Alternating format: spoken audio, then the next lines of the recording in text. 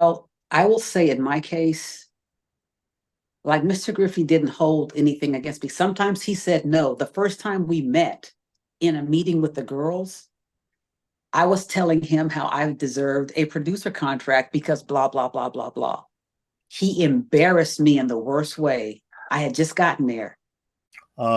Gene Griffin, and a lot of things that he was actually doing in the industry um, Yeah. as a producer, yeah, and whatever. Manager. We go on in detail about his background. But in your book, you literally stood up to him, you and your partner, Alvin, your Yep. engineer. Yep. And Yeah, during that Alvin. time, we heard the stories of how Gene is stepping to Andre Harrell, trying to get pieces of publishing and things of that nature. But there's a story that happened in Atlanta where a similar situation is happening, but you push back. Would you like to share that story? Still and all that, I wasn't trying to stop Dallas. The worst part was Clarence Avant coming in saying to Dallas, and this is part of his court testimony, that Clarence was like, well, we could just this. I'm paraphrasing. Well, we're just going to get you out of that with her. We got other stuff that we want you to do. So basically, paraphrase, we just make her disappear.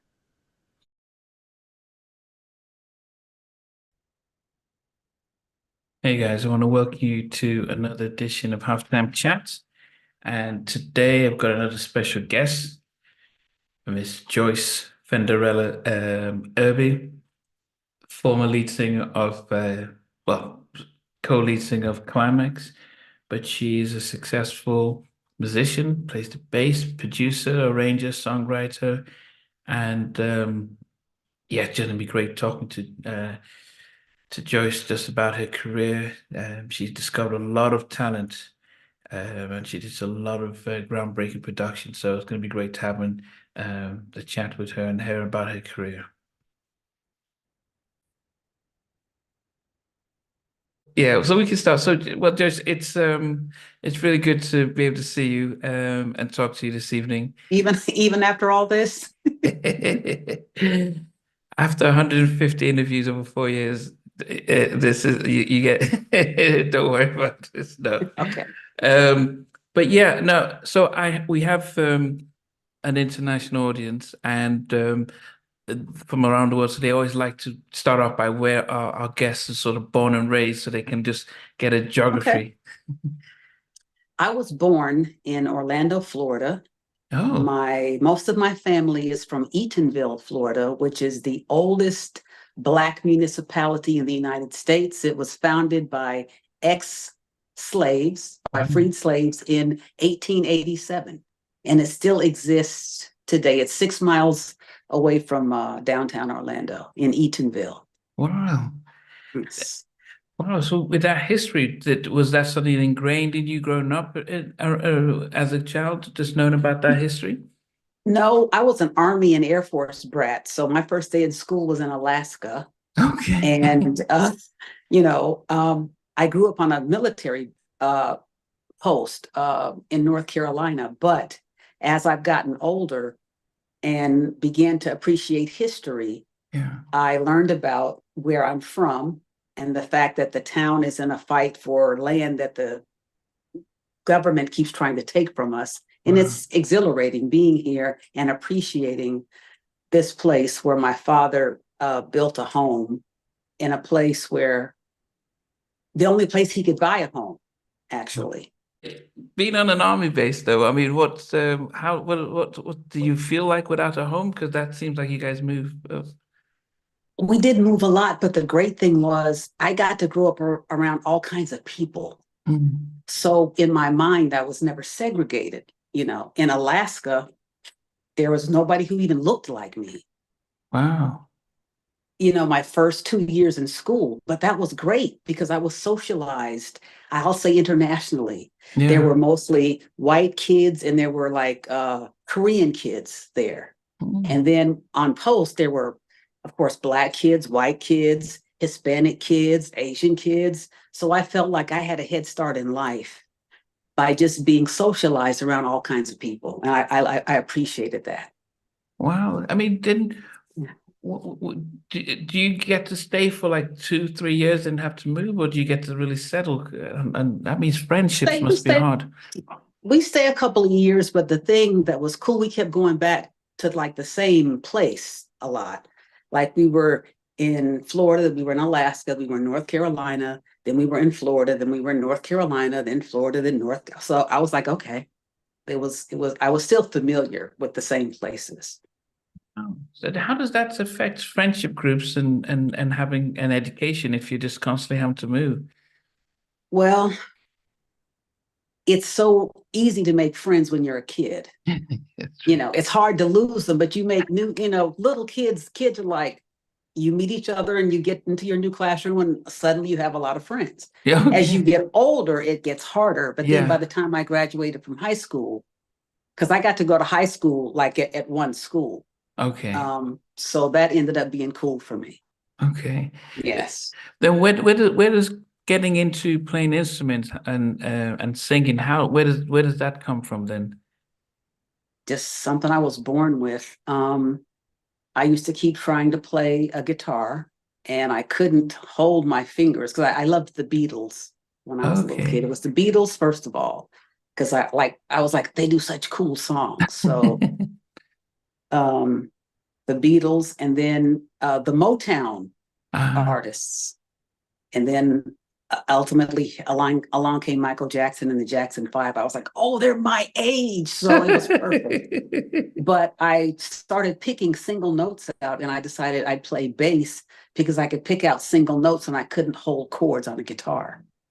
Wow. And so it was over after that. I just started playing bass and trying to sing in a hairbrush like most kids at least did back then. Was it not uncommon for women to be on bass? Even I mean, it's very rare now. I thought guitar or piano would be something, not stereotyping, but that seems to have been what most people would pick. You're right. It was piano, maybe flute and clarinet. Okay. And not even guitar? Well, some guitar, yes. No bass, no drums, no. And I played tenor sax and trumpet in the high school band. So I just picked all the boys' instruments. And plus of the military, with the bugle, I wanted to learn how to play taps and stuff. Yeah. And I was like, there's not even any things that you press on a bugle. You had to change the notes with your embouchure, like the way you held your mouth. So I thought that was cool. So I got a bugle and I just started practicing that too. Wow. At this point, I mean, being a fan of the Beatles and Motown, was it a lot of it just a pastime, or what was the reason for you getting into singing and playing the bass? I was just obsessed with the way music made me feel. And I noticed I had a knack for instruments. I wanted to sing, but I couldn't really sing. And so I would sing along with records, but I could play the notes and the notes would always be right when I played them. So I focused more on playing. And then I started hanging around with George Clinton at some point. And so then I started sort of like rapping like him and playing bass. I know. It's a crazy, crazy story. Okay, before you get to George Clinton, what was your parents' thoughts about you playing an instrument in the bass? My mother was supportive of whatever I wanted to do. My father was like, okay, but could you go to school and learn some skills? So in high school, he begged me to learn how to type. What? What's interesting about that, this was like 1974 or whatever. So I took typing and I learned to type. But who would have thought that would be a skill I could use 20 years later as we're in the computer age? I can just, I don't have to look. I can just type because I took that in high school like he asked me to. Oh, okay. So that ended up, I don't have to pay. I mean, I can literally type, like a secretary types. Yeah. So that ended up being a very good thing for me. The one thing I did do is I took my college tuition for the first year and I begged him to let me go to a studio and record a record because it was really expensive back then. And he was holding his head and having a nervous breakdown. And my mother was like, let her do it. What? Why? Are you the only child, or how many do you have siblings? Three total. And my parents spaced us to be born 4 years apart. so that they could put us all through college. Oh, wow. I was the first. Setting the example. Bad example. And so he let me take it, and I went. And of course, it was a great experience. Nothing happened. That was like the cost for one day. And I learned a lot, but nothing happened. And I was like, okay, so I missed this semester. I'll try to catch up, like, next semester or whatever. And I ended up only staying like a year and a half in school. And then I got sick, and then I ended up going for another 2 years. But I loved school, but I just wanted to play my guitar. Play my bass. And I just wanted to be a musician. Well, I was a musician, but I wanted to be, recognized as a professional musician. So I guess around the time when you were coming out, around this time, who were the female singers that you could look up to, that you could say, well, she's doing it, I can see a lane for me, or musicians? It was hard. I couldn't really see a lane because there was Shaka Khan as a young woman. Okay. There was Aretha Franklin. There was Patti LaBelle. I could not sing like any of them. I couldn't do acrobatics vocally. I could sing along with Beatles music. I could sing along with the Supremes. I could sing along with the Jackson 5, and Stevie Wonder. I could sing along with them because they weren't doing a whole lot of acrobatics. But I would listen to, I kept trying to get in bands, and they were like, well, you could play bass, but I couldn't do those type of powerful acrobatic vocals. So it was hard for me. And I played trumpet in a band too, but I wasn't ever singing. So, I think when you think about the fact that, being a trailblazer at that point in time, it must have been hard to see options. So I'm surprised. I'm sure I can imagine why your parents, or especially your dad, would be like, there isn't anyone to look to and says, well, she's doing it. So I can, there's no Sheena Easton or Gloria Estefan, or there's no Klymaxx. So how can they feel safe, that sure that if we give our daughter this opportunity, she's really going to. And plus, Aretha, there's a lot of church singers who were dominating the charts. So yes, yeah, it was crazy. And then I was like, oh well, maybe I'm not going to be a singer. Maybe I'll just talk. And so I listened to, after a while, all of George Clinton stuff, and I was like, well, he can talk, I can talk. So I was technically a female MC who played bass. Okay.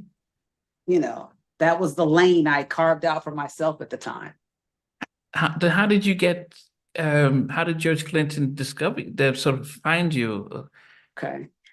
It was impossible for some people not to find me, because in North Carolina, South Carolina, Virginia, whenever either the Jackson 5 or George Clinton, in any of his conglomerates, would come to town, Earth, Wind and Fire, the Ohio Players, and the Solar Galaxy of Stars, I would stand on the loading dock with my bass guitar, with no case, no amplifier, and I'd just be playing, because I wanted other musicians to talk to me, and like Larry Graham Central Station, the Brothers Johnson, because I looked up to Larry Graham and Louis Johnson, who are both bass players, who were kind enough to invite me in and sit down and play bass with me for a while.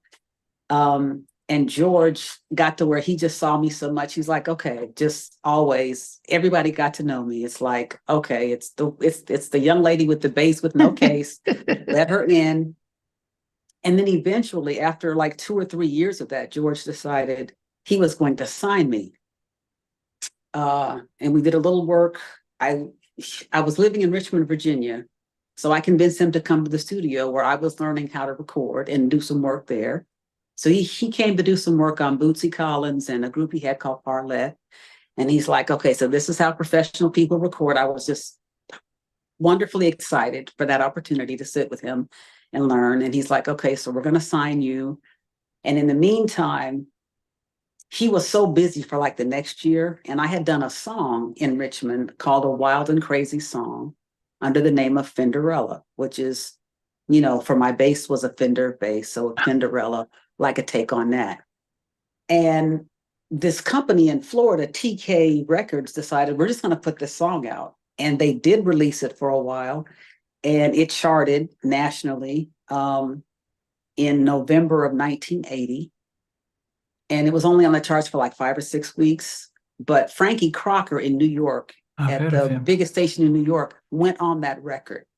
And so people in New York from back in the day still know that record. But the significance for me is I can't find any solo female rapper who charted on a national chart before I did. And there was Billboard, Cashbox, and Record World. There were 3 legitimate national charts, at least in the United States. Yeah.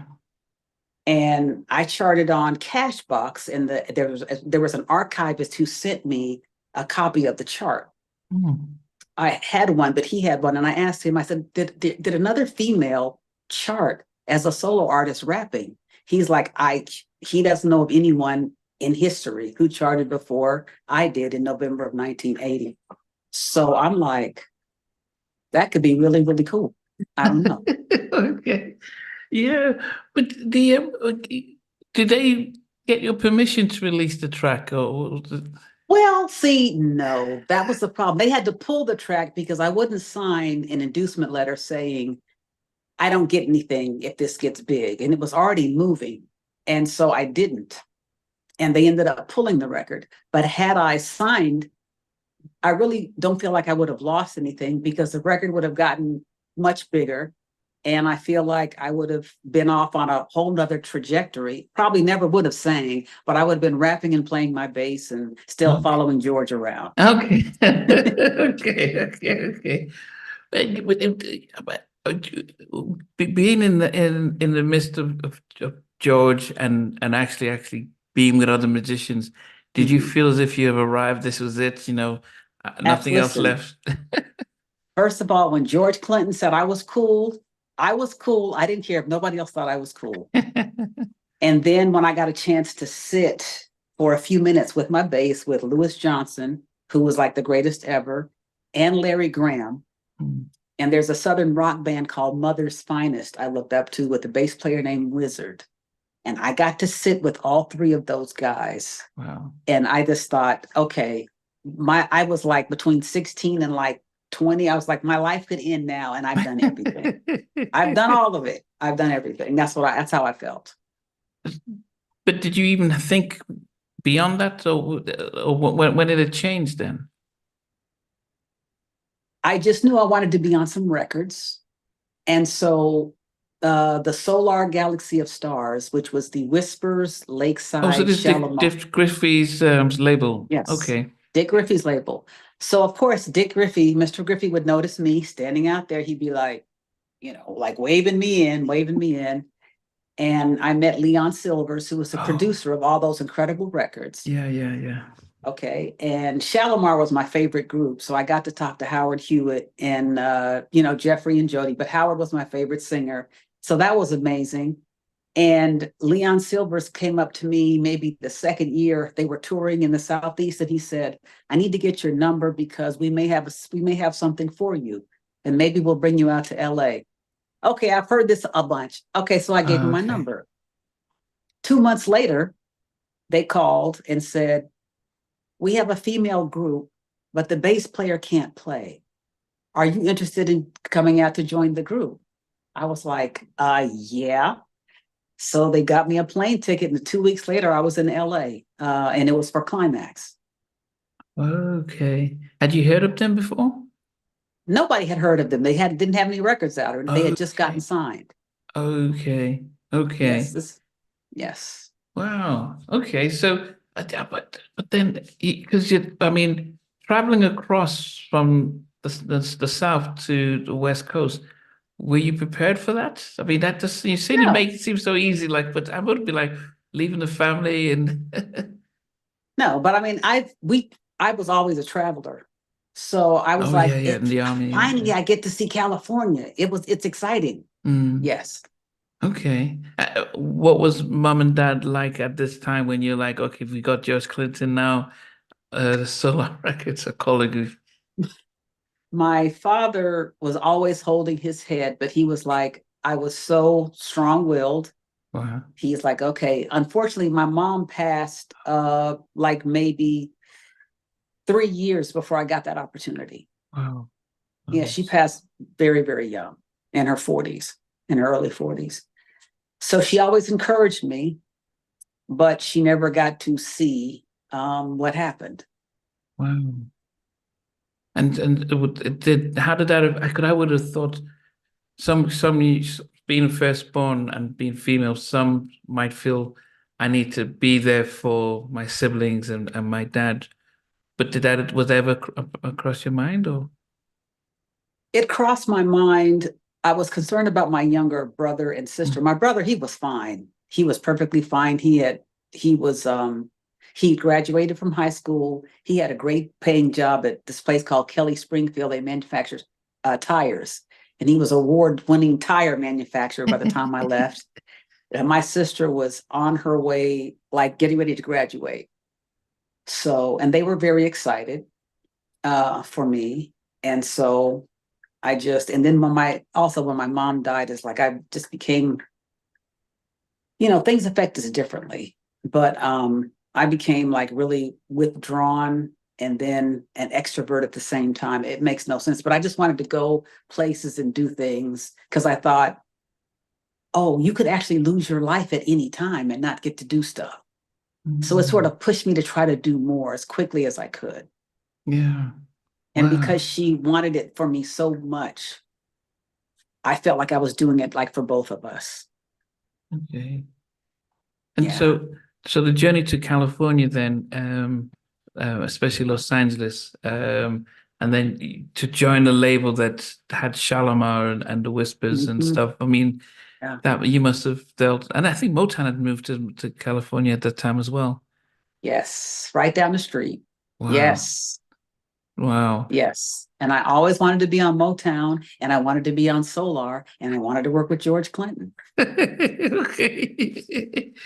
But then you get you meet the girls. Do they welcome you with open arms, like, hey, or I mean, that must be, how does that like then? Because and you must be excited and everything, and they probably thinking, okay, wait a minute, we did the hard work, you just join on it.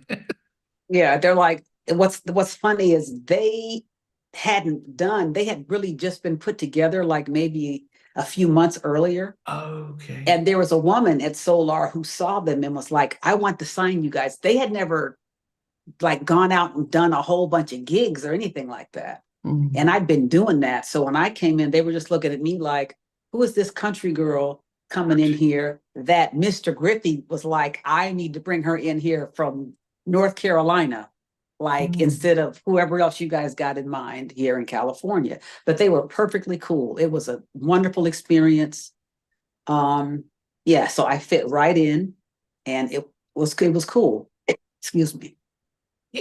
The idea of a female band at that point in time must have been, was there any other female bands, either pop, rock, or anything?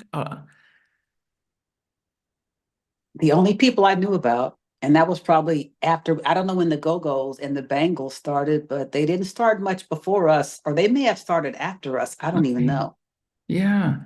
So could you see the vision then of, I mean, of an all-female, with it, like the version of the Time or something, with the Time Out, I actually can't remember. Yeah, we have our Time story as well. Okay. But yes, but then now there was a group of orchestra, the International Sweethearts, which were a group of it was a black female orchestra, I believe. Okay. Which I just learned about, that were in the 40s, the 30s and 40s. And so I found that fascinating, to learn about them. But I had never heard of a female band, never thought about it, because I was always the only female in male bands. Yeah. Then you had to see Jodie Watley and Shalimar, so you as a point. Did so you being the one who's done most of the touring and actually playing, were the others good musicians as well? Was it? I know Bernadette was the drummer, but the jam, the vibing as a group, how quickly did it take before you guys really became cohesive as a? It was pretty instantaneous. they were still missing a percussionist and another keyboard player, somebody who does synthesizers. So we had auditions, and there was a young lady named Robin Greider who ended up being with us permanently. And then we auditioned percussionists, and they called in this young lady who was in LA. I didn't know her, but when I got to the studio and we all met, she listened to our stuff. She was like, "Yeah, you guys are cool, but I think I'm going to do some stuff on my own." And that was Sheila E., which nobody knows. Yeah. So yeah, Sheila came out maybe a couple of weeks after I got there. But her choice did, she did very well with her choice too. But that's just something nobody knows. Like what? Yeah. Okay. Yeah, I mean, but I've been with George. How did that prepare you for being signed? I mean, did he give you his blessing, or was he like, no, we still want to do stuff? Or oh yes, no. We just had our 60th anniversary. He and I. I'm like, oh my God, I'm old. Or our 50th anniversary. Okay, I was gonna say 16. Yeah. Okay. Yeah, were you 50th like anniversary. 5 years old or something? Right, no. 15, 16, not 5.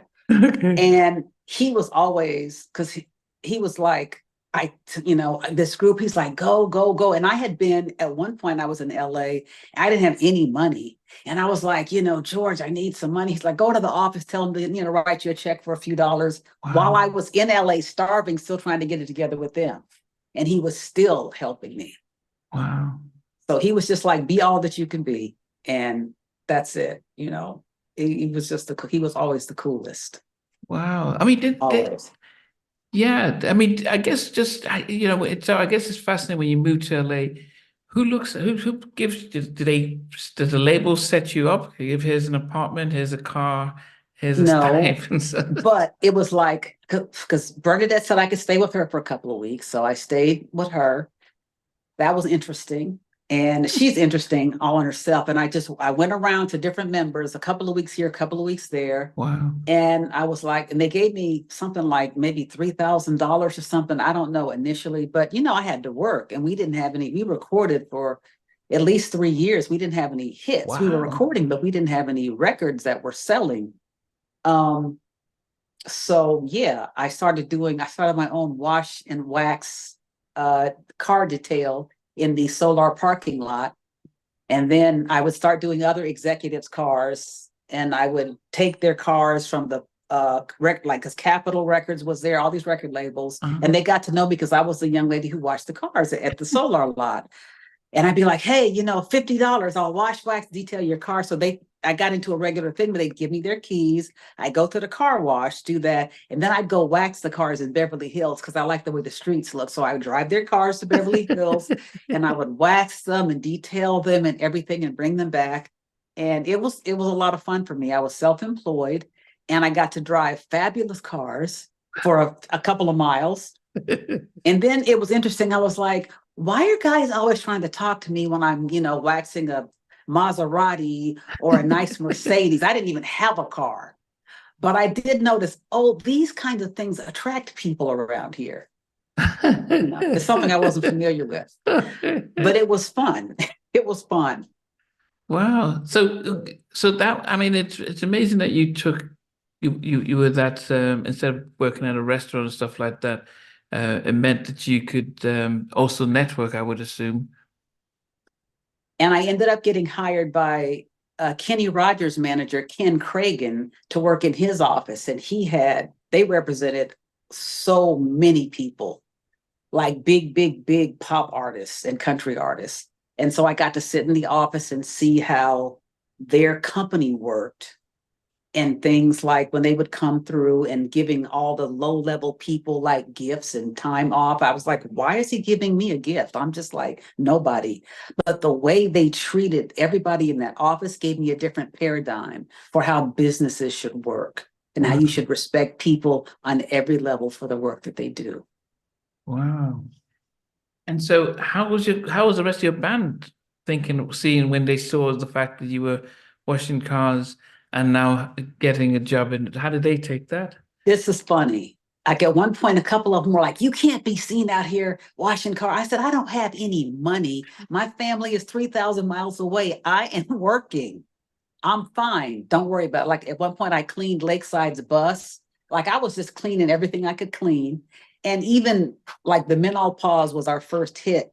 It was on the charts. I still didn't have any money. We didn't have any gigs. And that's when they were like, you have to stop this. Cause I, co-wrote and co-produced the song and I'm singing most of the song. And I know what I'm doing. I have a bucket and I am washing and waxing cars because I still don't have any money. And I was fine. I wasn't embarrassed to work at all. Wow. What does Mr. Dick Griffey say when he's seen you do? Does I have a quote in my book. It's called "I'd Still Say Yes." We'll get to that. Mhm. And because I always wrote things down. And one day he came out and looked at me and he said, "You need to buy you some shoes. You need to go buy some clothes. You need to go, please go do something."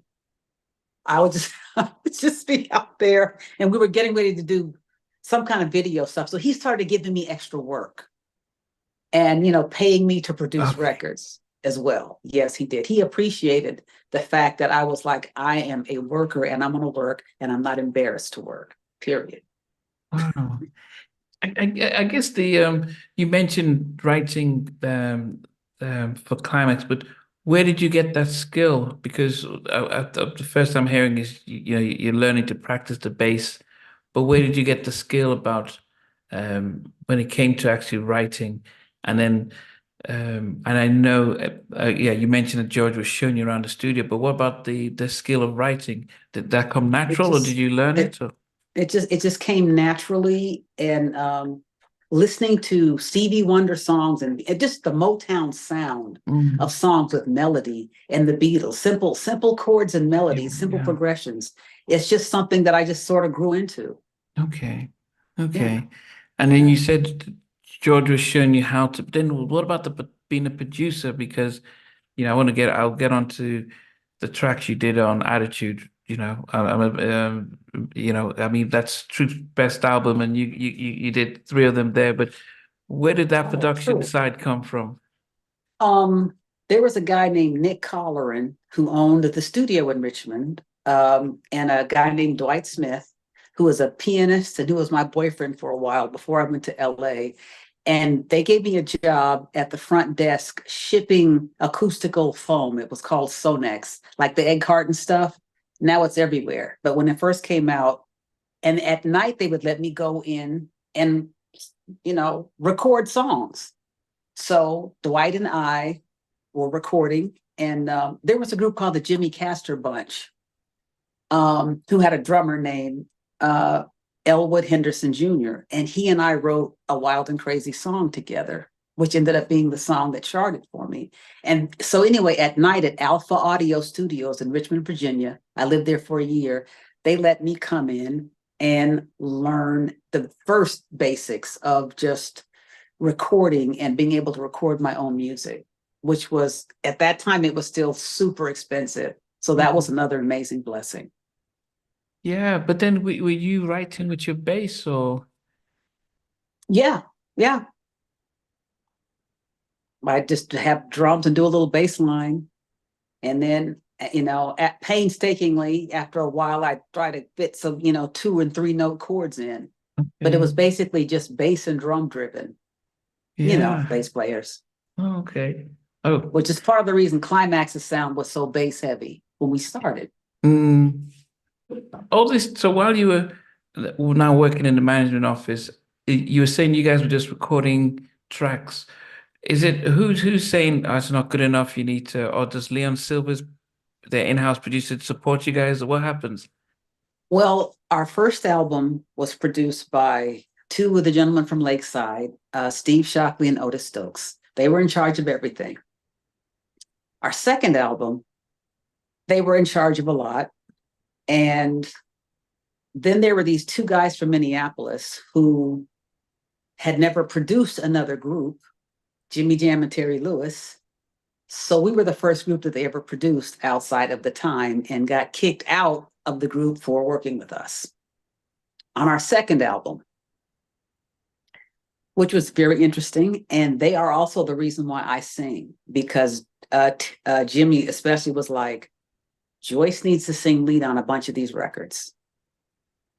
And so on our second album, I got to sing lead on a couple, and I got to sing lead on their song that they produced on us called Wild Girls. And I sang a song called Convince Me on our second album. And the album was called Girls Will Be Girls. Not a lot happened with it, but we were getting more involved. And then by the beginning of the third album, I had cut the menopause track myself because Dick was like, she's out there looking raggedy with this car wash. And so let me give her a producer contract so she can be like a house producer. And so I did the menopause music, bass and drums, and I took it to Bernadette, who has an amazing personality. Mm-hmm. She's a great writer. And I was like, here's this track, do something. She delivered. And when he heard that, he was like, okay, you guys can do most of your own stuff. Wow. Yeah. Yeah. Oh, so you came up with the music and then she wrote the track, or how did you work? Yeah, she did the lyrics and the melody. I know I was looking good, just all of that, all the female empowerment stuff. Oh, that's what she is. Yes. Okay. So I did the track, the music, and I gave it to her and she nailed it. Yes. Wow. At the time you were there, were the Deal still around? The Deal hadn't gotten there yet.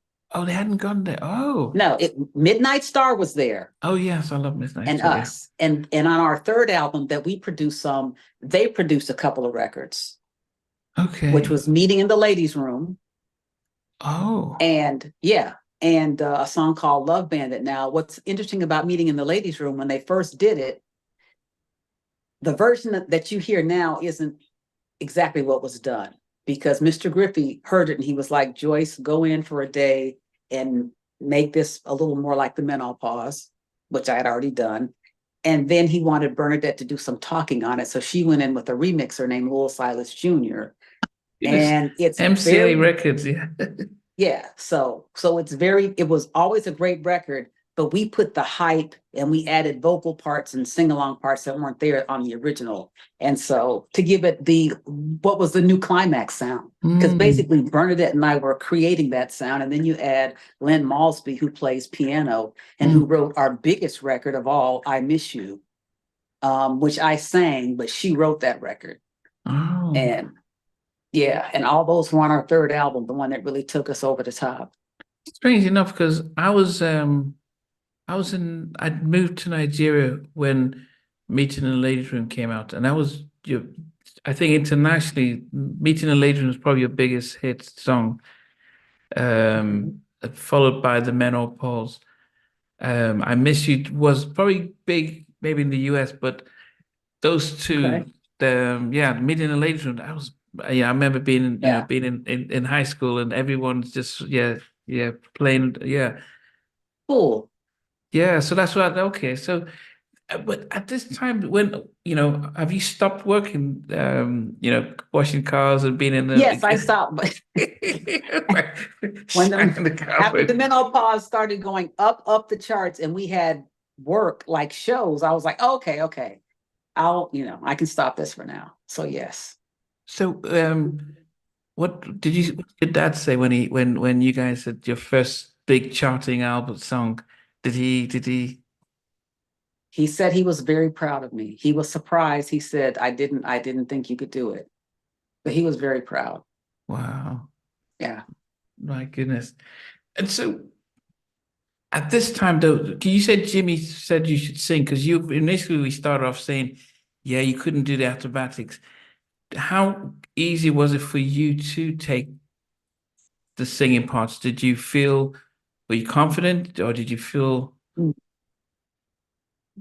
By that time, absolutely. And Mr. Griffey pulled me aside one day. He said, listen, you're a pop singer. Just sing like you sing. You got a good tone. You're a pop singer. Okay. So I was like, yeah. So yes, by then I had been really working and practicing. And on our second album, I got to sing a little bit, but by the time our third album came, I was like ready for all of it. How does that? Because I remember hearing Kenny Babyface talking about when he was given the opportunity to sing with the deal, it was they weren't really happy that, well, you're not the singer. We know Yep. we're the singer. So what Yeah. did you have any of that? Because if you weren't singing and the boss is telling you to sing, it seems as if you found favor in the bosses. And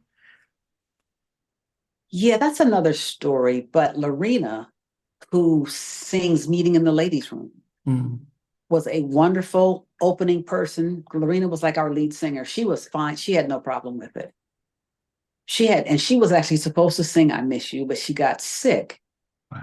And couldn't do it. And so I stepped in and did it. And it worked out pretty well. But nobody really had an issue with me singing. Okay. And that's, yeah. I mean, we had all kinds of other issues down the road, but me singing wasn't one of them. Okay. But then, do you know when if you're given a song to sing, does anyone think, okay, this is going to be a hit? Because I know sometimes, the groups think, oh, I'd like to sing this because it could be a hit and that could be my signature song. Does that ever happen? Yeah, but with I Miss You, I had no idea. None of us had any idea. Okay, so no Dick one was like that record right there. But we thought the Menopause would be a hit. We didn't know it would really be a hit though, because people who create stuff, we just think all our stuff is hits. Yeah, okay. But we thought the Menopause, we were like, we think this one is really going to take off, which it did. And then Meeting in the Ladies Room, after we tweaked it, we were like, whoa. But we were like, I Miss You, like, yeah, boom. We had no idea. Wow. How does that then change when you have a single that goes up the charts like that? Does it, how does that change you guys then, or even change you personally? Yeah, well, a couple of things happened. We were considered a pop group, so we broadened the category a little bit. We were making like maybe between $3,000 and $5,000 for a concert. I Miss You, we jumped to 15,000 a night for a concert. We were like, oh, wow, this pop thing is really something. And then we started doing shows with people like Kool and the Gang, who had broader, like more, not just urban audiences, but like, bigger pop audiences. And so that was interesting to understand, to see the difference. Yeah, I guess, but for you then, with success, do you talked about signing with Solar, getting a separate producers agreement and writing these songs. Who is teaching you about the business side? Because you're learning the actual musicianship and producing side, but there are two sides to it. Okay. Actually, Dick Griffey taught me the business side because I got a better education from working under him than most people who went to law school in entertainment business. Because I didn't know what publishing was, music publishing, which is if a writer writes a song, the writer owns half of it, the publisher owns the other half of it. But really, publishing is something somebody made up 100 years ago just to take money from people who wrote songs. That's what it is. They just made it up. Okay, but it's okay. That's the rule. So he would sign songwriters, and then whatever money the song made, he'd get half of it, and the songwriter would get the other half. And I thought, well, and I noticed people who wrote songs really had lots of money, really lived well. Producers did well too, but songwriters would get paid from the first record sold, and producers had to wait. And I thought, okay, and that changed the trajectory of me as a businesswoman in music, which we can get back to. But just seeing how he did things, knowing what I had to sign, and then him signing, LA and Babyface, like as they came in with the deal, because the deal came after us. Yeah. And I was after the Menopause album, Kenny was in, they weren't famous. but I had heard some of the songs he did, and I was like, well, you are such a really nice songwriter, and your voice is like silky smooth. So he gave me a cassette with a couple of songs on it. He said, could you record or produce either of these songs on Klymaxx? I said, I'll listen to them. And so a version of I'd Still Say Yes was one of those songs. And I was like, can I change some stuff, rewrite some parts? And he's like, do whatever you want. So I did that. And then I went and got Howard Hewitt, my favorite from Shalimar, to have him sing along with me. And that was like a top 15 pop record. But I knew when I heard Kenny's songs, I was like, this kid has just great songs and melodies, like the Beatles, just melody and chord structure, simple, easy to follow stuff. So before they were famous, and I think I'd Still Say Yes, at least as a writer, was his first pop record, I think. Because they were writing songs for the Whispers that hadn't hit yet, but they, that's funny. So I think it was after I'd Still Say Yes, then he had a lot more success with stuff that he was doing. But I knew instantly. I was like, okay. Yeah. And then I was calculating songwriting money. Okay, so you get half, and then Mr. Griffey gets half. Okay, I'm going to go find me some songwriters eventually. Yes. Oh, so that was so for you to set up your own publishing and sign songwriters, is that what you were thinking longer term? Oh, yes. Yes. Mm-hmm. Oh, but then, so Mr. Griffith didn't actually bring you in to explain how he does it. It's just that you observed and watched and so. Right. And then I'd have things in my own contract, and then I would be like, everybody had a regular contract, but of course I have to be special and difficult. So I have to have meetings to talk about what this means and what that means. And so the attorney would explain it to me. And I was like, oh. And then I'd add stuff like, well, if you want to, they have complete control of everything. But I had certain things like, I don't want you to make certain like religious references in my songs or use it for something like, you can't take my song and give it to a serial killer as a theme song. Like, I know it's ridiculous, but there were things that I thought about of how morally or politically I didn't want to have my stuff used. And most people aren't thinking about that. And they were like, that's no problem. That's no problem. But I also got to discuss what these different things meant. And so I got a great education like that. Yeah, and I guess this is something that when I spoke with Mickey Howard and other females, is that when you seem to want to know more and have a lot more understanding about the business side, there seems to be a sense of, oh, you're being difficult now. No one else is in it, because it seems if most people are just happy to be there, so they just sign away and just sing, and it's like, worry about the money 20 years later. But it feels if women who tend to be like, okay, what's going on here? It's like, oh, you're being difficult. How did you manage to overcome that? Being, everybody wants, if you buy something and you don't count your change, that would be silly. But the fact that you're counting your change to make sure that you got it correctly doesn't, why should that be held against you?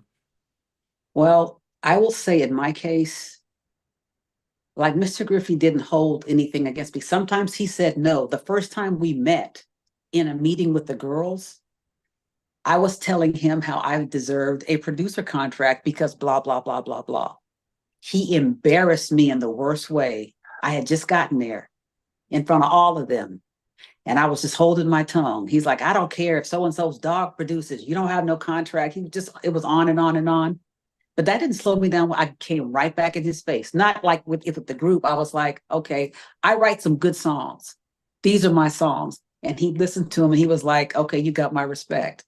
So you can get knocked down, but he, at least for one, never held it against me. He met me on the loading dock, following people around like, hey, listen to me, listen to me. So he respected the fact that also I would work. He had to tell me to please stop washing cars. Here's a producer contract, go buy some clothes. Okay. Because I was always willing to do the work. So in this case, and Mickey's right about that, and not just women, but especially women, because we are considered to be less than. So she's absolutely right. In this particular case, in this one instance, at least with Mr. Griffey, and like with Jimmy Jam and Terry Lewis, who encouraged all of us, it was not that way. Okay. Okay. you know. But it took proof because they, were around us. They were sitting with us all the time. They were seeing us. And so we earned their respect. But being somebody who as you are thinking ahead and learning, how does that make others in the group? Because they may think, look, we're just singing, we're doing our records, going on tour, we're happy what was going on. You may be rocking a boat. Does that ever come across, or does that others either lean on and think, yep, Joyce is onto something here, where we can get ourselves educated, or is like, hey, Joyce, what's going on here? I was sort of considered a bit of a troublemaker from the standpoint of, I just came differently. I had already been in the business before I got here, and everybody in the group played their part. Great musicians, great people. But Dick Griffey said one thing to us all in a meeting at the very beginning. We all equal under poverty. But as soon as somebody starts making some money, we ain't equal no more. And I was like, okay, whatever. I didn't know what he was talking about. Oh, okay, yeah, I see what you mean down the road. But even with other things I was doing, which ultimately led to them kicking me out of the group, initially it was okay. They just felt like I was like maybe just doing too much, or some people felt like I was just always doing too much or pushing too hard or trying to change too much. And I get it. We're all different. I've always been that way since day one. I came into the world that way. Yeah. No, I mean, yes. I mean, so you start off, making friends around the country, and you've had to adapt and change. So, but then the hustle to get into the industry, I guess if you grew up in Los Angeles, it probably might not have been as hard because it's a different environment. Yeah. When you do leave, then do you then think about, okay, especially when you've had sung on some of the big hits, do you ever then look and think about going solo and or do you think about, is that what you decide to produce, or how do you think about, okay, what's my next step now? Because I've left this group. Well, I didn't leave the group. I got pushed out of the group. But the way it happened was there was two things happening. I started spending some time in Atlanta because I wanted to find songwriters that wrote good songs. Okay. So I signed a 16-year-old songwriter named Dallas Austin, who produced, okay, I'm going to put my window down. This is like some neighborhood chat going on outside. Okay. Not for everybody to hear, so just pause for one moment. Okay. Yes. It's right. Okay, so on our second album, no, not our second album, but on our second successful album, the Klymaxx album, right after the album that really hit, we were on the album with Divas Need Love, Too Sexy, I'd Still Say Yes, and Man Size Love. I started spending time in Atlanta. I wanted to, sign songwriters, talented musicians. And so there was a 16-year-old named Dallas Austin, who I signed to my company, Diva One Productions, who under my company became the #1 pop producer in the United States in the years 1990 and 1991, because he produced Motown Philly and the first Boyz II Men album under me, and also the first TLC album with Ain't Too Proud to Beg, Hat to the Back, What About Your Friends, all of those. And I just kept saying, thank you, Mr. Griffey. Thank you, Mr. Griffey, for the education about signing songwriters. Because my company, Diva One Music, published those songs. Wow. So, and that really has allowed me to survive even until today without having any Klymaxx hits in all of these years. So some of the girls were a little agitated that I was spending so much time in Atlanta. And they wanted to go to Japan because, like, Bernadette had left the group for a solo project. Gerald Busby, who took over Motown for Berry Gordy, said, Joyce, I want you to come and be a solo artist on Motown and stay in the group. He's like, we want to do just like we do with New Edition. New Edition was a group on MCA. Oh, yeah. Okay. And so he said, just like we got Bobby Brown as a solo artist, and then we got Belle Biv DeVoe, we got Johnny Gill. I want you to be a solo artist.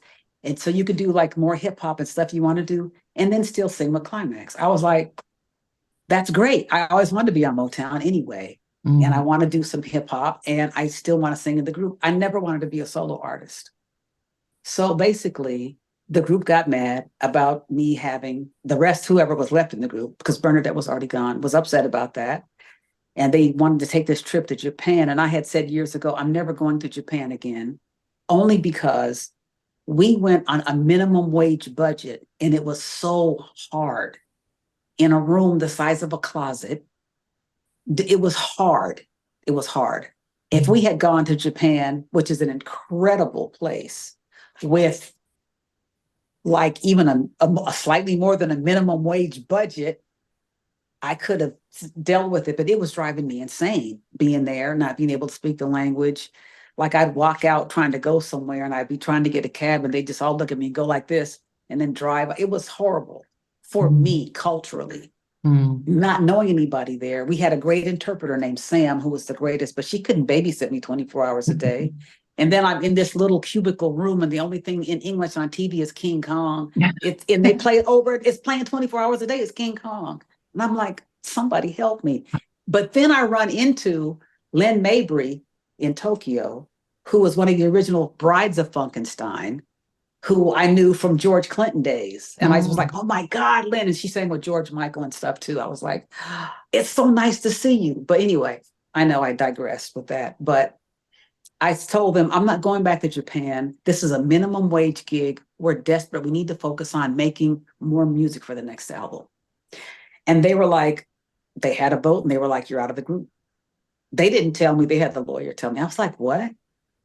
And so I was out of the group, and I was just devastated. So I was like, okay, I'll just do some sort of hip hop stuff. And I called Dougie Fresh and said, I need you to be on this record. A song I did called Hey Mr. DJ, which was like #1 in sales. They wouldn't play rap on some urban stations, so it only got to #2 Billboard. But in sales, it was #1. Oh, okay. In, No, but how did you take that when they said you have to leave? I mean, I don't know personally. Were you fine with it, or was it hard? Was it? No. It was so painful. It was it was crushing. It was so crushing. It was like I had worked so hard and put so much equity into this group. I felt like I contributed majorly to this group, and I felt like it was unfair. I felt like it was selfish. And I just felt like it was just, I felt like they were just hating on me. And we've talked about it. I've told them the same thing today, even though we all talk, we talk and we're good. Yeah. But I was like, it was just hating for no reason. So. Could they kick you out though? Doesn't Mr. Griffin have any control? Does he not say, well, what's going on? He would have, except by then we had signed directly to MCA, and he was off buying half of Africa. So yeah, with the new stuff. So we weren't on Solar anymore. Ms. Irby, I have a question for you. Yes. I read your book. Sheldon. Hello. I read your book. I bought your book, and thank you. During this time, you're very welcome. You're very welcome. It was a great book. And during that time, because you talk about when you and the group are about to part ways, and it brings me back to all of those 70s and 80s groups when you always had like one standout person. It might have been like a Jeffrey Osborne or someone. It was always conflict where the group would try to go ahead and hold them back. Like he had an opportunity for a solo situation, but the group stopped him. So he had to wait out an entire year to go out and have a solo career. And I noticed that in your book, and you were I just want to just go back and just paraphrase it.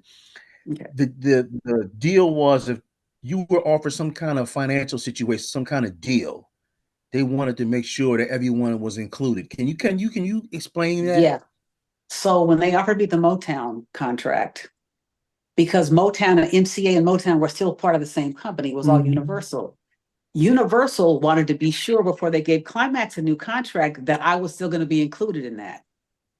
So we all had a meeting. And our attorney for the group, Ron Sweeney, was like, Joyce, you have to come to this meeting. I'm like, Ron, they're going to kick me out. He said, I need you to come to this meeting. Okay. So I sat there and MCA asked them, is this contract going to include everybody that's in the room right now? They were like, yes. And I'm thinking, I bet they're lying, but this is what happened. So after that, they drew up the contract. And they had given them in advance. I didn't even know about. They had given them in advance of, I don't know what it was, but I found this out later after the fact, that they had already divided up the advance. And then they told, and then I got a call from the lawyer saying the group was going to lose their deal if I didn't do something. I'm like, I'm not doing anything. I'm recording songs for us and for myself. So make a long story short, when Gerald Busby went to Motown, and Lowell Silas Jr. took over MCA. He was happy because he had Bernadette doing a solo album. And he said, you know, when they did the contract and my name wasn't on it, he said, well, we're going to just give them one shot because I want to do that. And so the people that cared about Klymaxx basically were gone. And Lowell was like, well, I got Bernadette and I'm going to give them one shot. And they did. They had a song called Good Love and then they got dropped. After that, and I went on and, you know, did well with the one record I did have on Motown. But yeah, they were like, I guess, looking at longevity into the future, which I kept telling, I said to them, this is a bad business decision. It just makes no sense. It's just, you're not thinking, you're just mad, you're not thinking. And I always wanted us to be in a position where everybody could just, can we all just own a home? Can we own a home and just stop being broke? And we were right there. And then, yeah. Now this time is 1988. So obviously the music is changing and you're seeing around the corner because you're able to see around the corner. And at this time, obviously the Solar situation is disappearing. Dick Griffey is focusing on Africa. Solar, they're losing their situation. They're with Electra, then they actually move on. So then now, and also, let me say this. 1988. Let me say one thing about Dick. Let me say one thing about Dick Griffey. He is responsible also for Dr. Dre, Snoop, all of that stuff that I think Suge took over. Dick Griffey had all of them.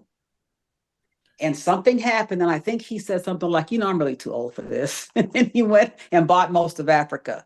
But he doesn't get credit for that. That's a whole nother situation. Yeah, I remember that. It was like they used his studio and everything else to kind of refine their situation, and people kind of the way the deal was, and they kind of just basically took it over and moved on. So he was on the ground floor of that. Yes. Yep, he was. So think about 88. So you're there, and then obviously the music is starting to change. The adult contemporary R&B is shifting into a more younger vibe. Yeah. And in your book, talk about when you encounter Dallas, but you're taking excerpts from your musical influences, Duke Ellington, Take the A Train, the music, swing, things of that nature, the swing. So when you are showing him this, exposing him to this, are you aware of what's going on the East Coast with the New Jack Swing situation? Are you making the connections, and can you explain how that's working out? Well, I knew he wanted to be basically Teddy Riley. Mm-hmm. When I heard his tracks, I was like, I mean, he had everything, just chords, little drum patterns, and simple melodies. And I was like, that's great, but let's expand what you do a little bit. And I had him to listen to da da da da da da da da da. So even in Motown Philly, you can hear da da da da da da da da da da da da da. All of that is just swing, basically. And plus I played like a tenor saxophone. So I was like, you know, we got to have the horns. Still, horns had a place like in New Jack or whatever, or in that kind of swing. And so I wanted him to, he was potentially so big. And I have a copy of Video Soul with Donnie Simpson that I did, where I said, I have signed a genius. His name is Dallas Austin, and he's going to take over everything, pretty much. But he wanted to be Teddy. And I mean, he had the skills for it early on. There were some things he didn't know because he hadn't had any experience, but he had all the tools. He came with all the tools, just a little refinement. And most people for almost 2 years at labels told me he was too something. I was like, okay, whatever. Y'all are just giving me a headache. He was too something. I don't know, too something. I mean, how did you find him though? No, I just wonder how you found him. I mean, he was sitting on the porch. There was a band that I also signed called Princess and Starbreeze, and he was a friend of the light man, Monye. And he was sitting on the porch, and they were like, "Oh, you need to meet Dallas." He was like maybe 15, 16. And I was like, okay, because I want to meet everybody. And he had a little keyboard. He was like, yeah, listen to some of my songs. And I was like, I need to sign him like right now. Yes. Was he old enough to just sign it at 15, 16? No. We had to do another agreement right after he turned 18. But he spent all that time getting rejections. And I'm thinking, they don't know what they're talking about. I'm going to pay for all the studio time. You just keep recording and it's going to be fine. And that's what happened. Because when you did the Attitude album with Troop, I mean, My Music is one of my favorite tracks on the album. But then how do you work together with this young prodigy of yours? How do you, because you're both listed as writers and producers, but how does it work when you're in the studio creating the sound then? That's easy. Well, we had Alvin Spites, who was a 3-time Grammy Award-winning engineer who also started with us from like the early mid 80s. Alvin's passed on a couple of years ago, but he was teaching both of us as far as a lot of technical studio stuff back in the day. And Dallas he was very open to listening about certain things. Like he would let me edit his tracks. He would do an incredible track, but I'd be like, no, this goes here and this goes there. And he's like, okay, just go ahead and chop it up. So I would chop up things and be like, this is the order that it should be. He's like, okay. He didn't stress about any of it. And he'd like write part of a song. He's like, can you finish this or write part? Can you finish that? And I was like, sure, all your songs are going to be hits anyway. I'll be happy to. Yeah.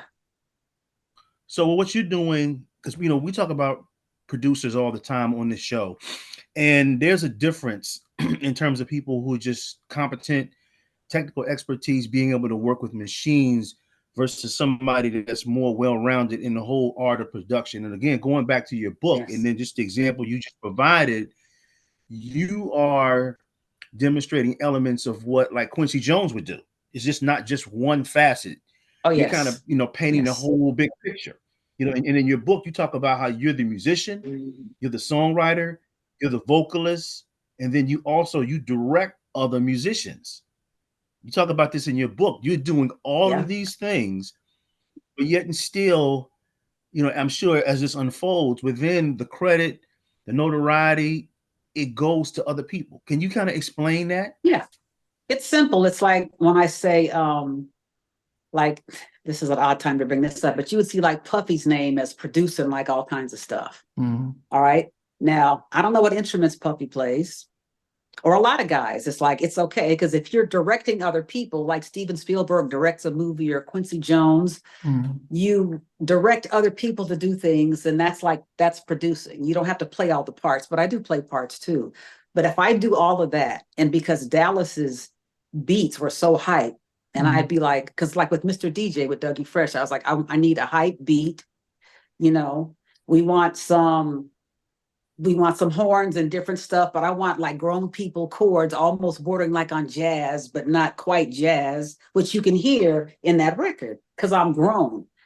But when I got it, I was like, okay, we got to change this, and this. And now I have to go find a rapper to put on the beginning of this record because I can't come in as a singer to start it off or I'm going to kill it. What's interesting is this was the first record where the rapper who was the guest started the song, and then the singer comes in and sings the hooks. Rappers used to come in and do a guest spot down in a record, but I knew that would be a mistake. So I had to flip it and let Dougie lead.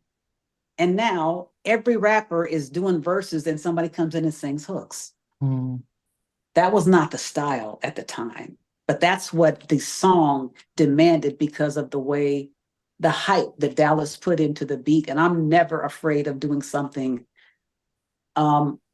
non-traditional, you know. And people are like, well, you can't have the rapper first. It's your record. I'm like, I don't care. It's still going to be my record. It's going to be fine. This is creatively what makes more sense. Mm. Yeah, and you had Heavy D doing it on Do Me Right with Guy. So Heavy starts, then they sing, and he comes back later on. And yeah, and I think Rakim does it with Jody Watley, Friends. He starts with Friends, and it's, Yep. so I guess there was a sense of Yeah. actually it seems to work. Let's add others, then take the Yeah. follow through. Yeah. And when you look at what she's doing, Dougie, her record is the first record that Doug collaborates on in the R&B space. He's never doing that. Miss Irby sets that up because Dougie goes on a year later, he does it with the system, then he just does it later on, you know. So you're at the forefront of all of that. What's funny is I was doing an interview talking about having Dougie on the record, and one of the guys from the system was like, well, we had him on our record. What's special about that? And I'm thinking, I don't even know about your record, but this was a plan about something else. So, and because I never heard the record, but I know Dougie started doing other types of things. It just made sense, and he's so good. Mm. Yeah. Yeah. But then, as I said, I don't know. I mean, how hard was it being? I mean, who else was a female producer back in those days? It was only Patrice Rushen, Tina Marie, Wimbush. Patrice Rushen. Oh, Angela Winbush, incredible songwriter and producer. She is, yes. Yeah, but there weren't that many of you, and it's still to the public that just still seems a distance. So, I mean, like with getting the troupe and getting these deals to produce, how were you getting them then? And Sylvia Rohn, a woman in charge of Atlantic and Elektra Records, called and was like, I had given her some of Dallas's stuff earlier on, and she was like, yeah, but then she was like, okay, you guys come and do True. I was like, okay, great. Wow, that's a big call. Yeah. Wow. Yes. And then the song we wrote together, I Will Always Love You. Yes. They took the music from that, and it became a top 5 record for Chris Brown and Fat Joe with Mary J. Blige. Yes. Yeah. Yeah. No. Yeah. I did see that, and I saw the music and stuff. But were you looking, because it was Jimmy and Terry, it was LA and Babyface, Gamble and Huff. Was the vision okay? Irby and Austin kind of thing, or it was originally, until all the vultures came in. They were like, this kid is worth so much money. Let's just get rid of her. Okay.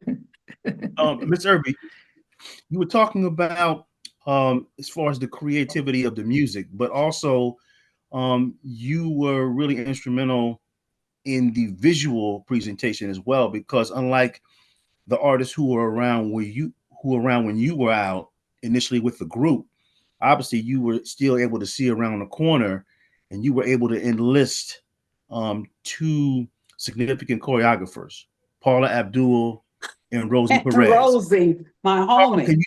Can you talk about that? Because again, I remember seeing the video. I remember the dancing, everything. Can you talk about that? That was so cool. Paula, I requested Paula, and she was like, okay. And I still remember it was like $50 an hour, and she would be working my behind off. Paula was a serious choreographer. She was like, no slacking. And she was the sweetest person. I mean, she's just like a real person. But I wanted to, if I could have access to who I thought was the best, or people who did work that I admired, I wanted a shot to try to work with these people, And then Rosie, this is too funny. So I hooked up with Rosie, and then she started to live with me for a while, because I think she was having trouble with the Crips in LA or something crazy.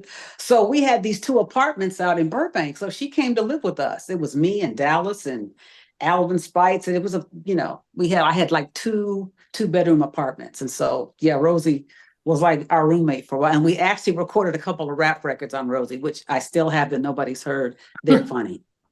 But Rosie, and I told Rosie, I said, I want the guys, I said, first I wanted some girls who could really dance, but I was like, I like the guys that are dancing with Bobby Brown. And I want to get them like when I did, I think it was Soul Train. I was like, and so she was like, okay, no problem. It's Rosie. And that was it. So that was really, really cool. Oh, goodness. So in the midst of that record's blowing up. It's at number one. And you talked about a few minutes ago about prominent females in the industry at the time, Angela Winbush, Tina Marie, and other individuals. And you mentioned Sylvia Rona. The reason why I brought this up is because early in this time period, you also have an opportunity to transition and follow along with James and Tume's words. Whoever controls the image controls the definition. So you go from being in the group, you're a solo artist with a number one record, but now they're also pulling you in to be a panel speaker, and you replacing Sylvia Rona. Can you talk about that? That I was like, what? They were like, no, it was like maybe it was like the Black Music Association or whatever, but it was like a big thing. And because I think Benny was on the panel, Benny Medina, M. Tume, and Sylvia was like, well, yeah, I just thought I couldn't think of anybody, but I thought you'd be a good fit. So I felt like you should take my place. It's like, what? It's like you don't see how other people see you. So that was like a tremendous honor. And I actually have a picture of Sylvia and I together at one convention. I was just so excited. I was so happy. Sylvia also gave Bernadette opportunities with her group Madam X.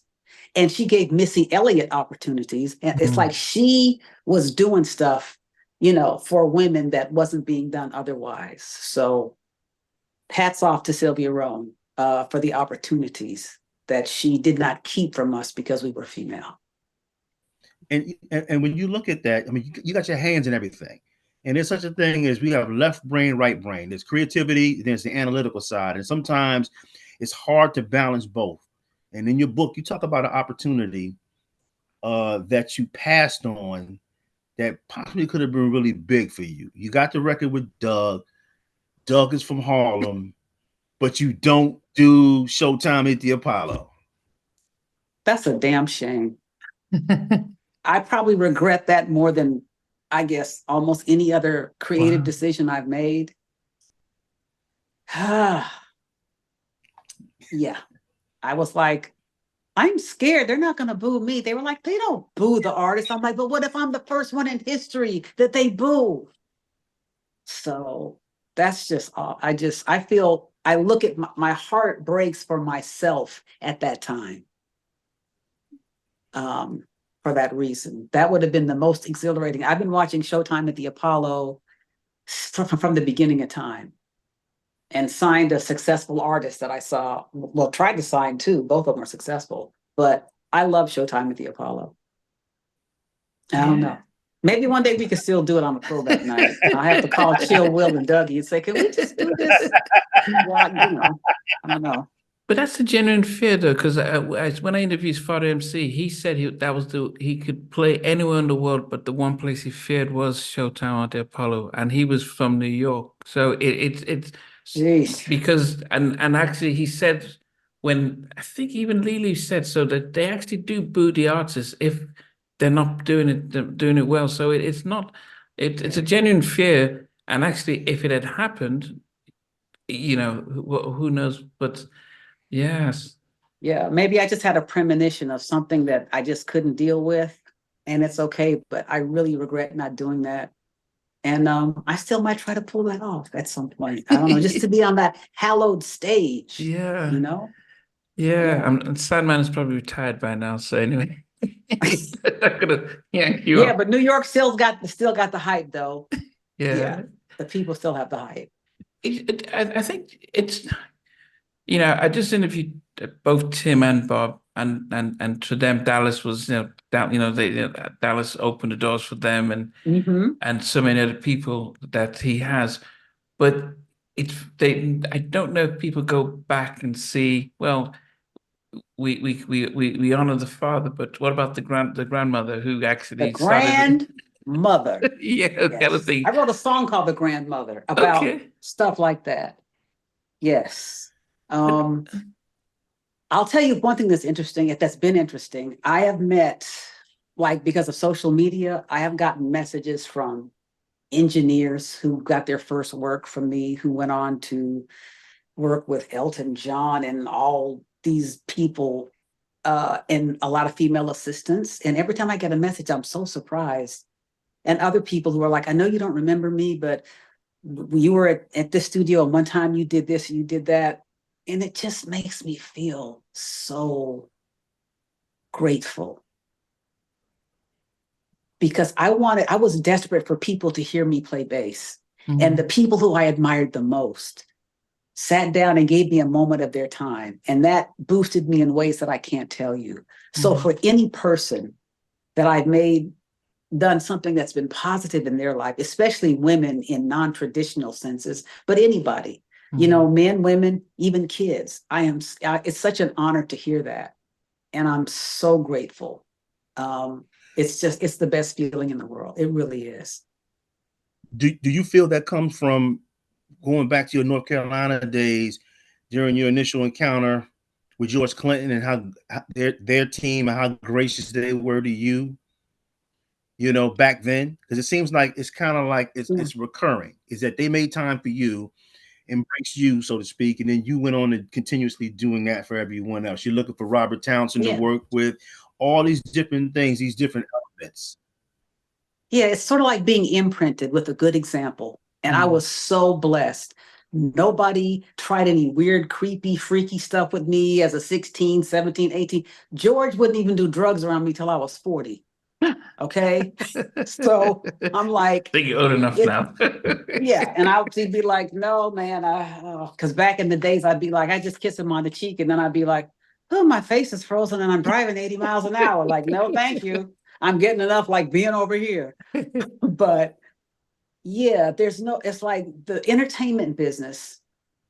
And I guess anything that's visual, it's like people tear each other down and do all types of things to like steal credits from the people who did certain things. It's like, it's weird. And I never wanted to be that person. And I thought the more people I magnify, even if it's only in my own mind and my own heart, the more I am magnified. And I think every act of kindness that you do in the universe means something, even if other people don't recognize it. But it means something in the holistic view of the world that we live in, which is crazy. But just lift people when you can. And then one of the things that you did, because you talk about standing up for people, standing your ground.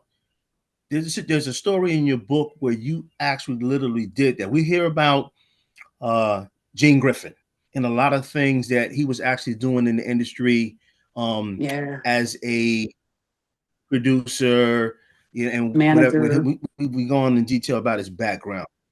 But in your book, you literally stood up to him, you and your partner, Alvin, your engineer.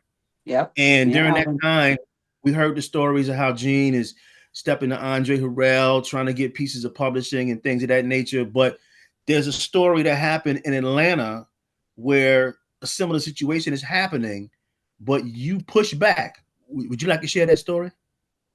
Yeah, it was simple. So Gene was dating Dallas's aunt. So, but he had no idea what Dallas was capable of doing. And so I guess in his mind, he thought, oh, well, this is like part of my family already. So I just kept getting these messages from people are like, what? I don't even know this dude. I don't have nothing to do with this dude. I was like, he's going to do what? I said, okay, so listen, when somebody, and at that time, of course, I was a lot more fearless. I'm not so much, I'm just sort of resigned these days, like, okay, like whatever. But at that time, because I'm doing business legitimately, and if somebody wants to threaten to kill me because they want to sign somebody I have, I'm like, okay, I see movies.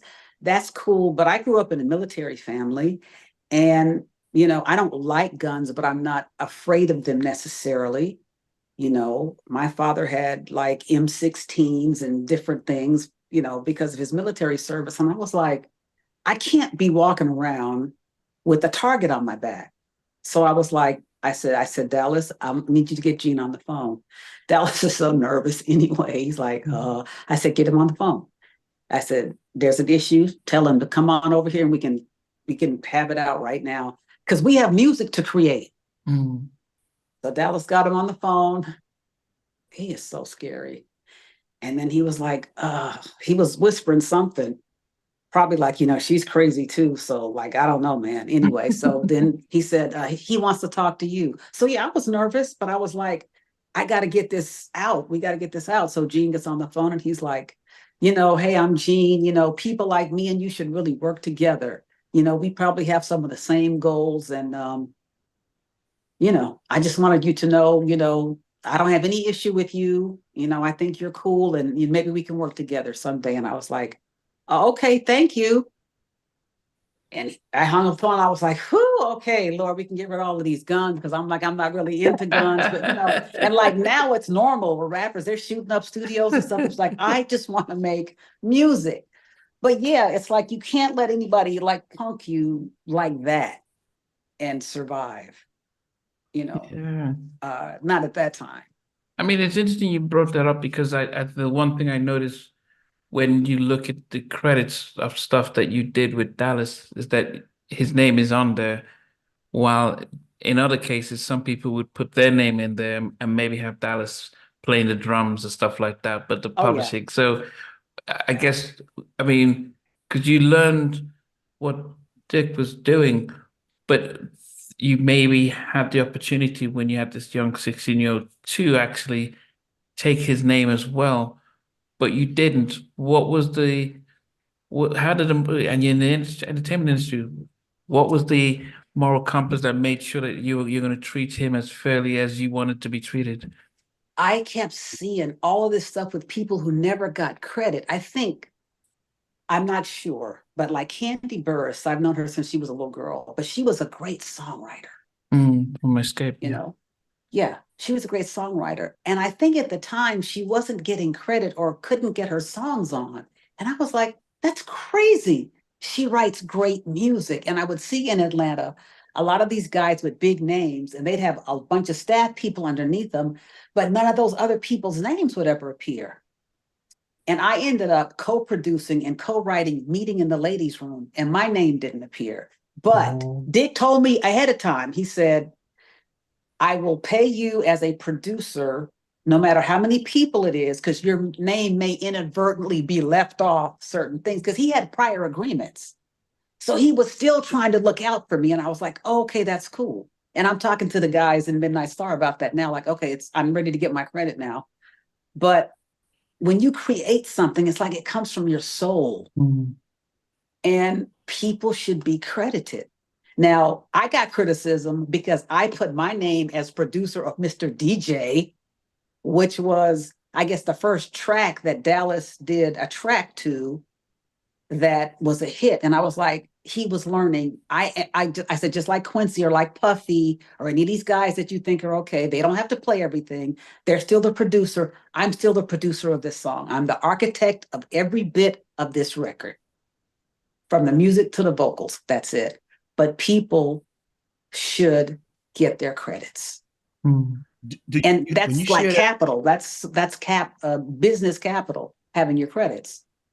Yeah. So when you share that story, do you think that a lot of that is lost in translation when we look in terms of what the difference is between what a producer actually is? Because as you know, being in the industry as long as you have, the dynamics, the aesthetics, the characteristics of what a producer is, it has changed over the years. So do you feel that because you were kind of caught up, you were in the middle, because you were groomed, I don't like to say old school, but you were groomed in a classic era, but then now you're in a contemporary era, but that model that you are utilizing, people are not embracing it, they're not accepting it, because now it's a different connotation of what a producer actually is. If Yeah, you think whoever can do a drum beat or a sample, that's it. Mhm. I'm the producer. I'm like, okay, cool. Maybe we can collab, whatever. I can still actually play stuff, so I can do it myself, or we can work together. But yeah, I don't even try to get into that argument, and I don't blame people for the era that they came into being. This is a different era. There's so much. AI is gonna put us all out of business at some point. I don't know. Yeah. Mhm. So, but yeah, it's very, very different. If you can tap a beat, hit a button, you're a producer. I'm like, okay. The okay, Sheila, I was going to ask about the because we spoke about and one of the things I'm trying to emphasize a lot about celebrate women in music. But we speak about Dallas is doing, Boys to Men, Another Bad Creation, he's doing all these things, but then he somehow leaves Diva One Production, and was this if you were a male, do you think it would have been the same thing, or do you think it was just oh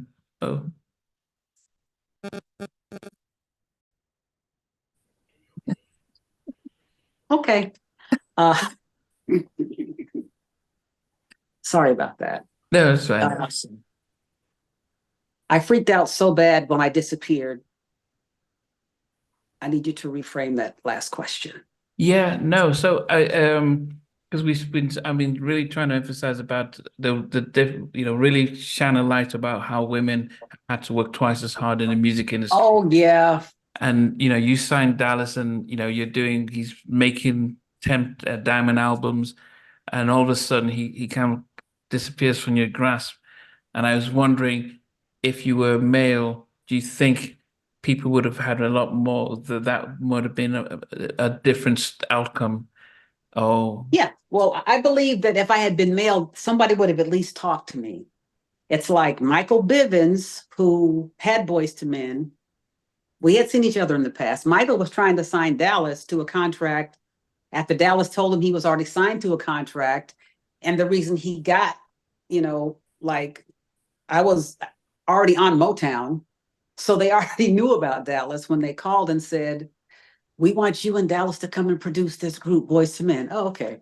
So it ended up just being him. I was like, well, that's messed up, but okay. Because he cut those tracks under me still. Even technically, Motown Philly is my master. He just took it and went to Philadelphia and they sang on it. So I'm gonna have to talk to somebody about that because we didn't do a master purchase agreement at all. But Joel Katz, his attorney, Michael Bivins' attorney, became Dallas's attorney. So Michael Bivins was guilty of torturous interference with my agreement. Still, in all that, I wasn't trying to stop Dallas. The worst part was Clarence Avant coming in, saying to Dallas, and this is part of his court testimony, that Clarence was like, well, we could just, I'm paraphrasing, well, we're just going to get you out of that with her. We got other stuff that we want you to do. So basically, paraphrase, we just make her disappear. And when you shared that story, because you basically walked Dallas Austin into relationships with LA and Babyface. You took him to Minneapolis, the Jimmy Jam, Terry Lewis. So people just think that he just fell out of the sky, but you brokered those relationships. And since you for talk 2 about years. For being a female in the industry, and then even them separating him from you, if you were male, at a minimum, they would at least paid you out. You know how they do. They would at least paid you out, say, okay, here, we're just going to go ahead and buy you out. Here's 6 figures or whatever. We're going to go ahead and move on. But they just literally just took them from you. Right. And so I had to file a lawsuit against Motown in the middle of my second Motown album because Gerald Busby also was part of it. And against Dallas and Michael Bivins. So make a long story short, they're like, okay, so we're going to let you keep half of what you already got for like a year. Because Dallas was in the second year of like a 4-year deal with me. So pretty much they were like, we'll let you keep half of what you got for these couple of things that he's done. And he'll do blah, blah, blah, which never happened. And, we'll let you keep living, pretty much. That was it. So can you explain the situation? Because on another platform, I won't mention the platform, but he was on one, and he talked about that situation to where in the midst of him producing those records, because of, I guess, there was a, I don't say contract dispute or whatever, but a lot of the revenue that he was producing, he was generating from those records, that money was in escrow. The money was in he couldn't escrow. get paid. He couldn't get paid, and I didn't know how much money was there. I didn't care. I just felt so violated. I was like, I don't care about money. I don't care about money.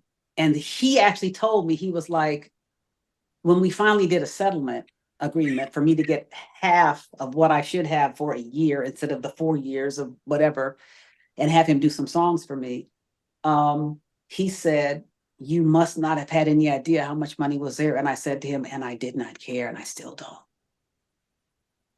Still don't.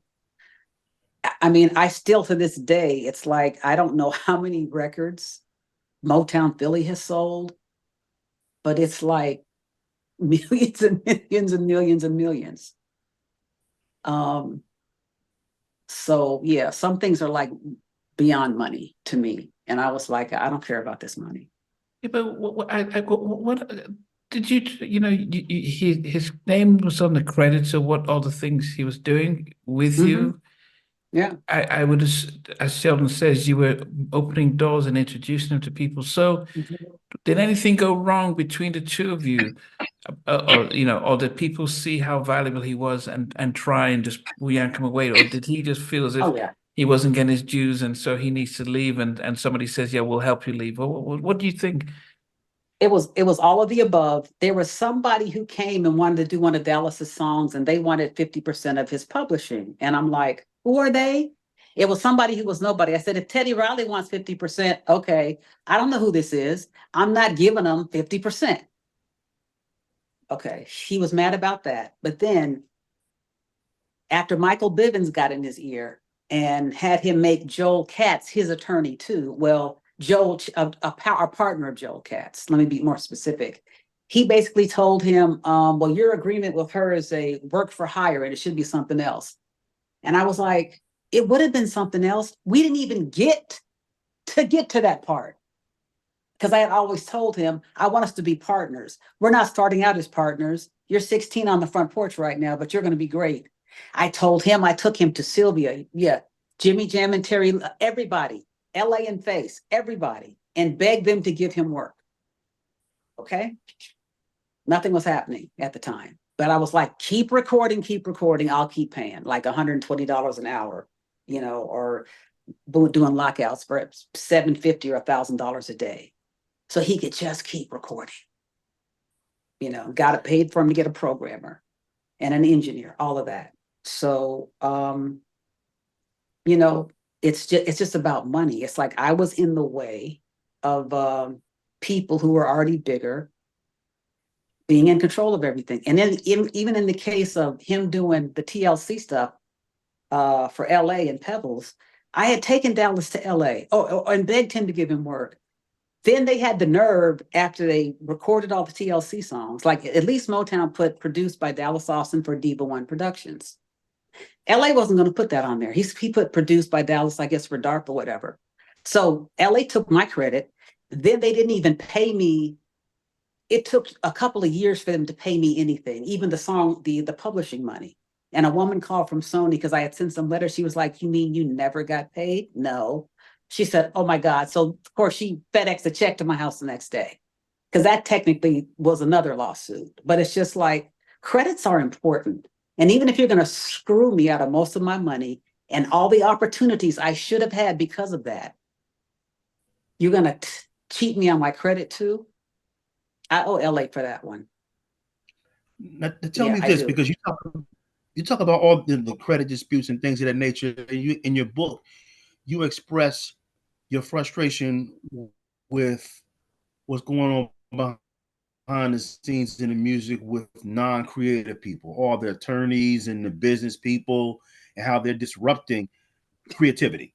They're all, because it's disputes in terms of the music, in terms of at the time you're controlling 50% of the publishing. They have to go through you. You're the publisher, but they want to go around you. And all of those frustrations. Can you kind of just briefly just share your reflections of that time?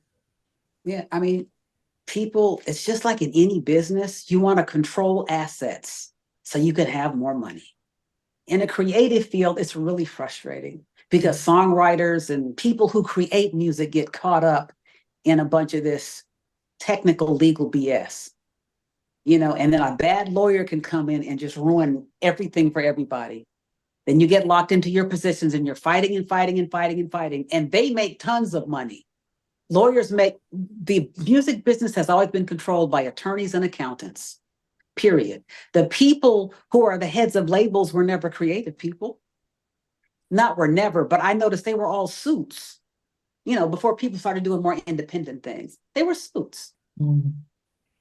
It's just, the good thing about today is you can get your music to people sort of, but there is no quality control. It's a jungle out there for real.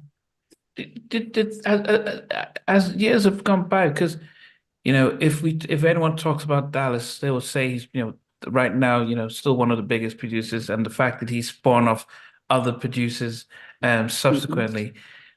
Has he ever come back to apologize and try and mend fences after all these years, especially you found something in him that no one else saw and gave him a platform? Funny you should ask that. Right after, maybe a couple of years after initially, we got together and he said, you're really a great teacher. Thank you. And I had found a 13-year-old on Showtime, was he 12 yet? Maybe he was 11 on Showtime at the Apollo, named Sammy. And I called the Apollo. I asked for, where is he? There, he's in Tampa, Florida. I got on a plane. I was talking to his mother and signing him right up. So then Dallas saw him and was like, hey, I want to do a record on him. So we were talking then, and he ended up doing a #1 record on Sammy called I Like It. He was 12. And at the same time, I had a group of kids called In Tune, which featured Lloyd, who now is really big on his own. And I had Lloyd and Sammy in the same group initially, because I just wanted to work with kids because grown people were just getting on my nerves too much after I took a long sabbatical of dealing with people in music anyway. And so he did a couple of songs on Lloyd's group. And then maybe a few months ago, Dallas sent me an email because he heard some old song. I pulled some stuff out of the vault that we had done. And he just said, these bring back great memories. He said, thank you for everything. And that was nice. Because I never blamed him as a kid at his age for being sucked in by, shiny objects and lawyers who wanted to be in control of him so that could help them with their other clients, which is basically what that is. So that was very nice. Okay. That was good for my heart. Yeah, and it's disappointing to hear about, because I've always heard good things about Clarence Avant. Yeah, What he's he great did for for a lot of people. Jimmy and Terry, what he Yeah. did for LA and Babyface, what he's done for others. But but then I wonder, as we keep saying, and this is really to shine the light on women in the industry, is whether, oh, she's a woman, she's not going to give us any trouble, so we'll just take care of her. She should be grateful. And I'm hoping that's not the case, but that's the sad thing about, Black women, especially Black women Especially. Sheesh. Yeah. Yeah. I mean, I lived the story and I'll tell it. And I it's the truth. It's what happened to me. It is my story and they are a part of my story. Yeah. And I can verify it. It's the truth. Clarence has done great things for some people. I'm just not one of them. Like they say, there are many bodies buried on the road to fame. Yeah, I just won't stay in the ground. So, that's just life. You just gotta keep doing what you do. I know that you guys all went to separate. You got moved out from Klymaxx. I know now there is you have a form of Klymaxx that you tour with. I know Bernadette has have a form of Klymaxx. And how did you guys reconcile? And do Klymaxx and then decide to split? So so people can understand how. Yeah. Oh, okay. I'm gonna make this condensed. Up until 2012, me and Bernadette and Lorena and sometimes Lynn were, performing together. And then Bernadette said she just wanted to go on her own. She has a different kind of vision. She's a brilliant creative person, but she has a different kind of vision of what our show should be. And plus, you got a Scorpio, a Capricorn, and 4 Leos in a group. Okay. So Bernadette's a Capricorn, and she wants what she wants when she wants it. And I respect her as a creative person. And like we've done a couple of records together that we'll probably put out. And we've talked pretty, regularly. So we can communicate with each other now. And she just wants her own version of Klymaxx because she wants to be she doesn't want to have to answer to anybody. I'm like, okay. I was like, because I kept trying to get everybody together, but it was like Bern wanted her own group. Then there's another ridiculous situation, but I'll tell you about what I did. I'm like, I'm not going to stop singing the songs that my voice made famous. Not that my voice made famous, but to have my voice on them. Yeah. Like, if I go see the Doobie Brothers, I want to hear Michael McDonald sing those songs. All right. And I don't want to hear Jermaine do Michael songs if it were possible, if I go to see, them. So I was like, I think people might still want to hear me sing some of these records. So I was like, well, if Bern doesn't want to work with me or anybody else, then does that mean I just don't do it anymore? I'm like, it's hard, but no, I'm going to do my own. Because I'm stunned that people are really into this music the same. And I love it. But there's one other ridiculous situation that has come up. Cheryl Cooley, who I refer to as Thirsty, but her name is Cheryl. She's a guitar player whose voice is not on any song of any record we've ever done that I'm aware of. Maybe so, but she's not singing any hits or singing anything that I know of. She put her group together just called Klymaxx, and she's doing shows and just recently she has been trying to copyright the Klymaxx name just for herself for years.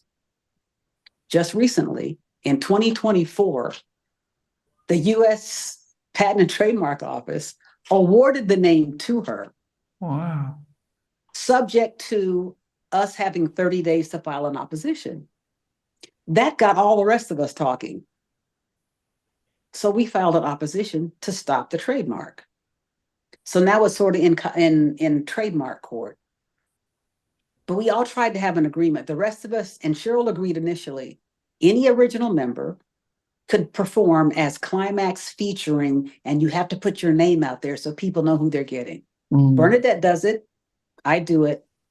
Cheryl doesn't want to do it because she has a group of people with nobody ever sang on a Klymaxx record in her group. So she decided she would break that agreement and just put Klymaxx and trick promoters into hiring her band, saying it's the original 80s all-girl band or the 80s all-girl band under the direction of her.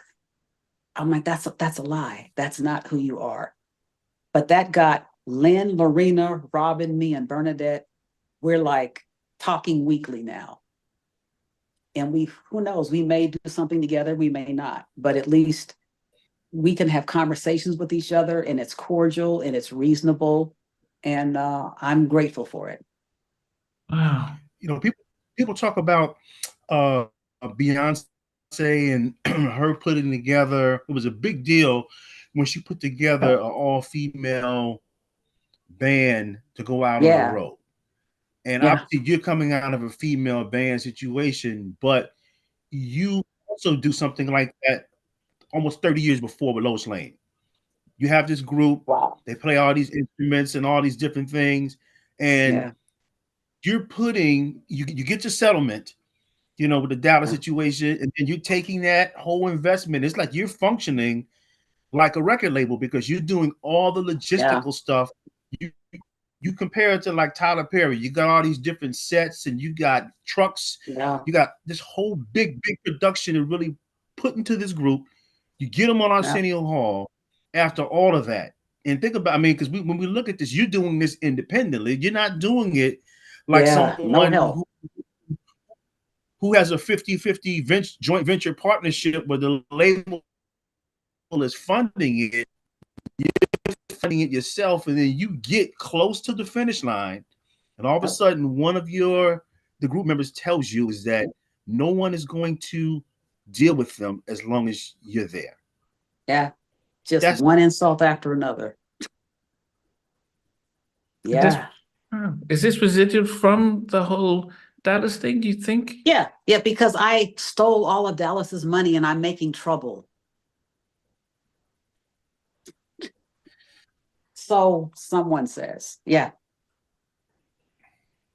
They were a great, I did a couple of great videos on them. Hey.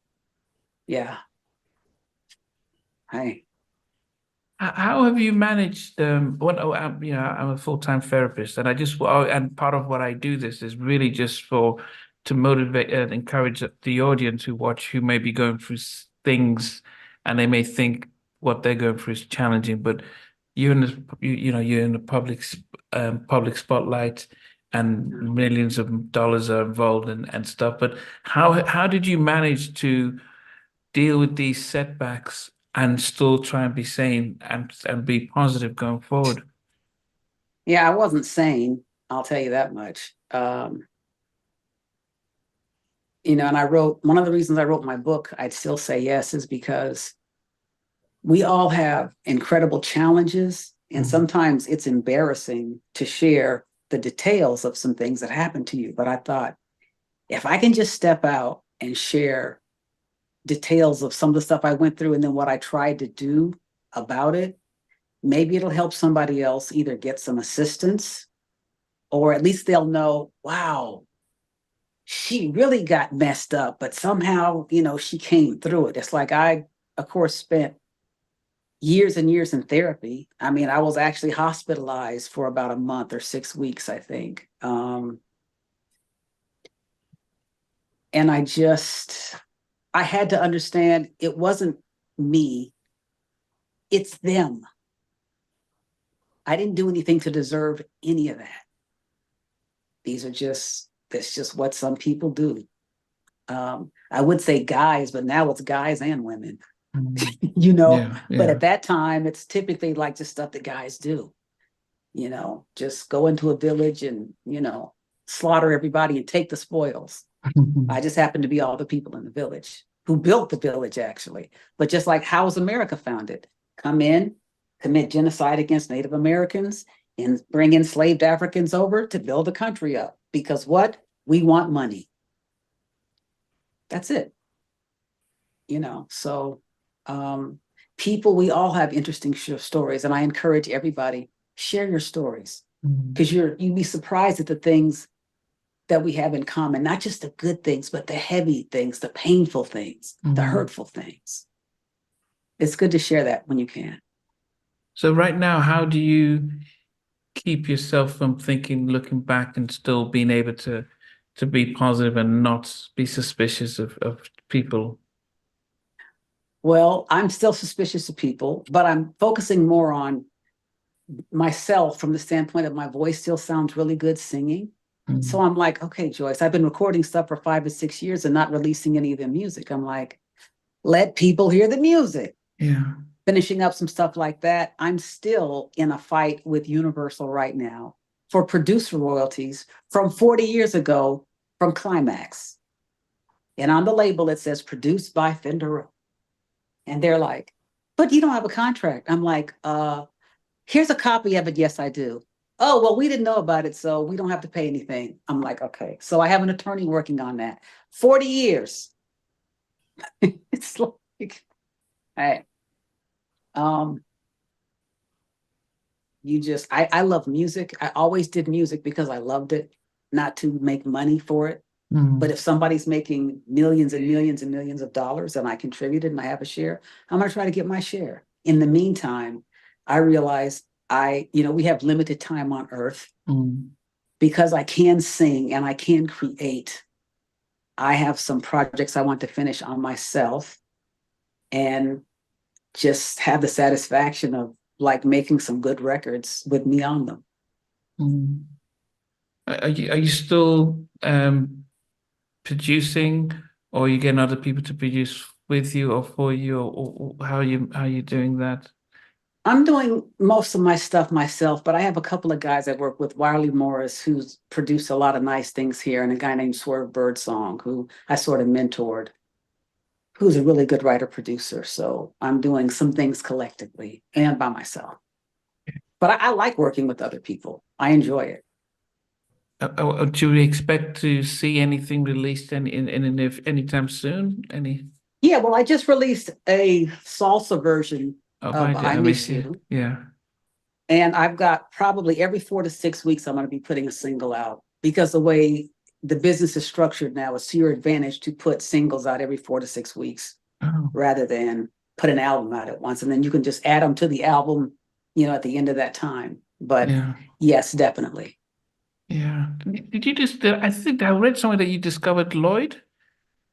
Yeah, Lloyd, when he was 12, and I had him and Sammy in a group together, and then Lloyd's group disintegrated. So I said, he was like 12, crying, saying, I have to go work at McDonald's. I have to quit the group and work at McDonald's to support my family. I was like, listen. I promise you, just stay with me. I'll get you to the promised land. You don't have to quit the group and go to work at McDonald's. So they lost their deal. Then I got him signed to Magic Johnson's label, which went under. Then I got him signed somewhere else. And then finally I got him signed to Irv Gotti's Murder Inc. And then he had his hit was Ashanti Southside. And guess what? This is unusual. So Irv is like known as a big time gangster and stuff, right? By people. Irv never disrespected me. And I finally, like, Lloyd and I fell out. And so he was like, I couldn't get a gold record and all of this ridiculousness. Like, okay, because he ran along with somebody who was telling him whatever, but that's cool. I love him. He's doing great. I did my job. Universal finally realized that they had to pay me for that too, because I'm an executive producer of his project. So if you live long enough, you can finally get paid something. But yes. And since you brought that up, I want to I'm going back to your book, which is very good. You said if you live long enough, you'll finally get paid for something. And there's a dope story in your book. You can, yeah. Because you're running into all of these people who are really just doing you wrong. But in the space of all of that, you're also encountering great people who become your friends. One particular person who's involved in the television industry, to where she has a conversation with you out of the blue and just, hey, if you had an opportunity to have one of your songs on a television show that you can get paid for it, what would you, what would it be? And it's a conversation. So you just tell her, and then she calls you on the phone and says, hey, turn on the TV. And then you see the cast from Empire singing The Men on Pause, and you get a check. That's very loyal.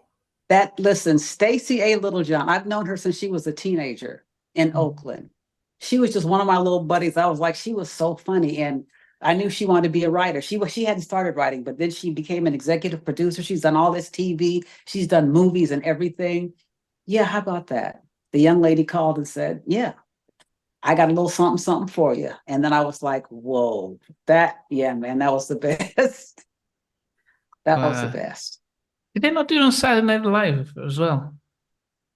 They did Meeting in the Ladies Room on Saturday Night twice. Okay. Once with Emma Stone and once with Halle Berry. That is funny. Yes. Yeah.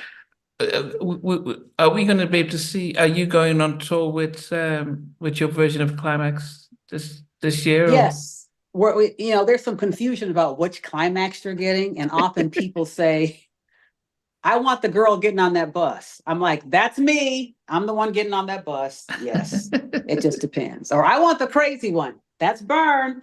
So, hopefully at some point, because I even had talked to the girls about, can we just do like maybe 5 shows together in 5 big cities and like film it, So we might do that. I don't know. But everybody was open to it. And are you still playing the bass and singing? Mm-hmm. Okay. Yeah. Yes. So the way the industry has kind of like, I'm sorry. So the way the industry has downsized, so to speak, it's not so much corporate and it's more hands-on. So if a person is, hands-on oriented, they're creative, they're able to get a lot of stuff done. So do you see yourself, because you were an early adapter of that mentality years ago going into now, do you think it has served you well to thrive in this type of industry? Because a lot of people complain. A lot of people who are used to having the big videos, the big budgets and things like that, they're having really issues trying to survive, trying to maintain, trying to reinvent themselves.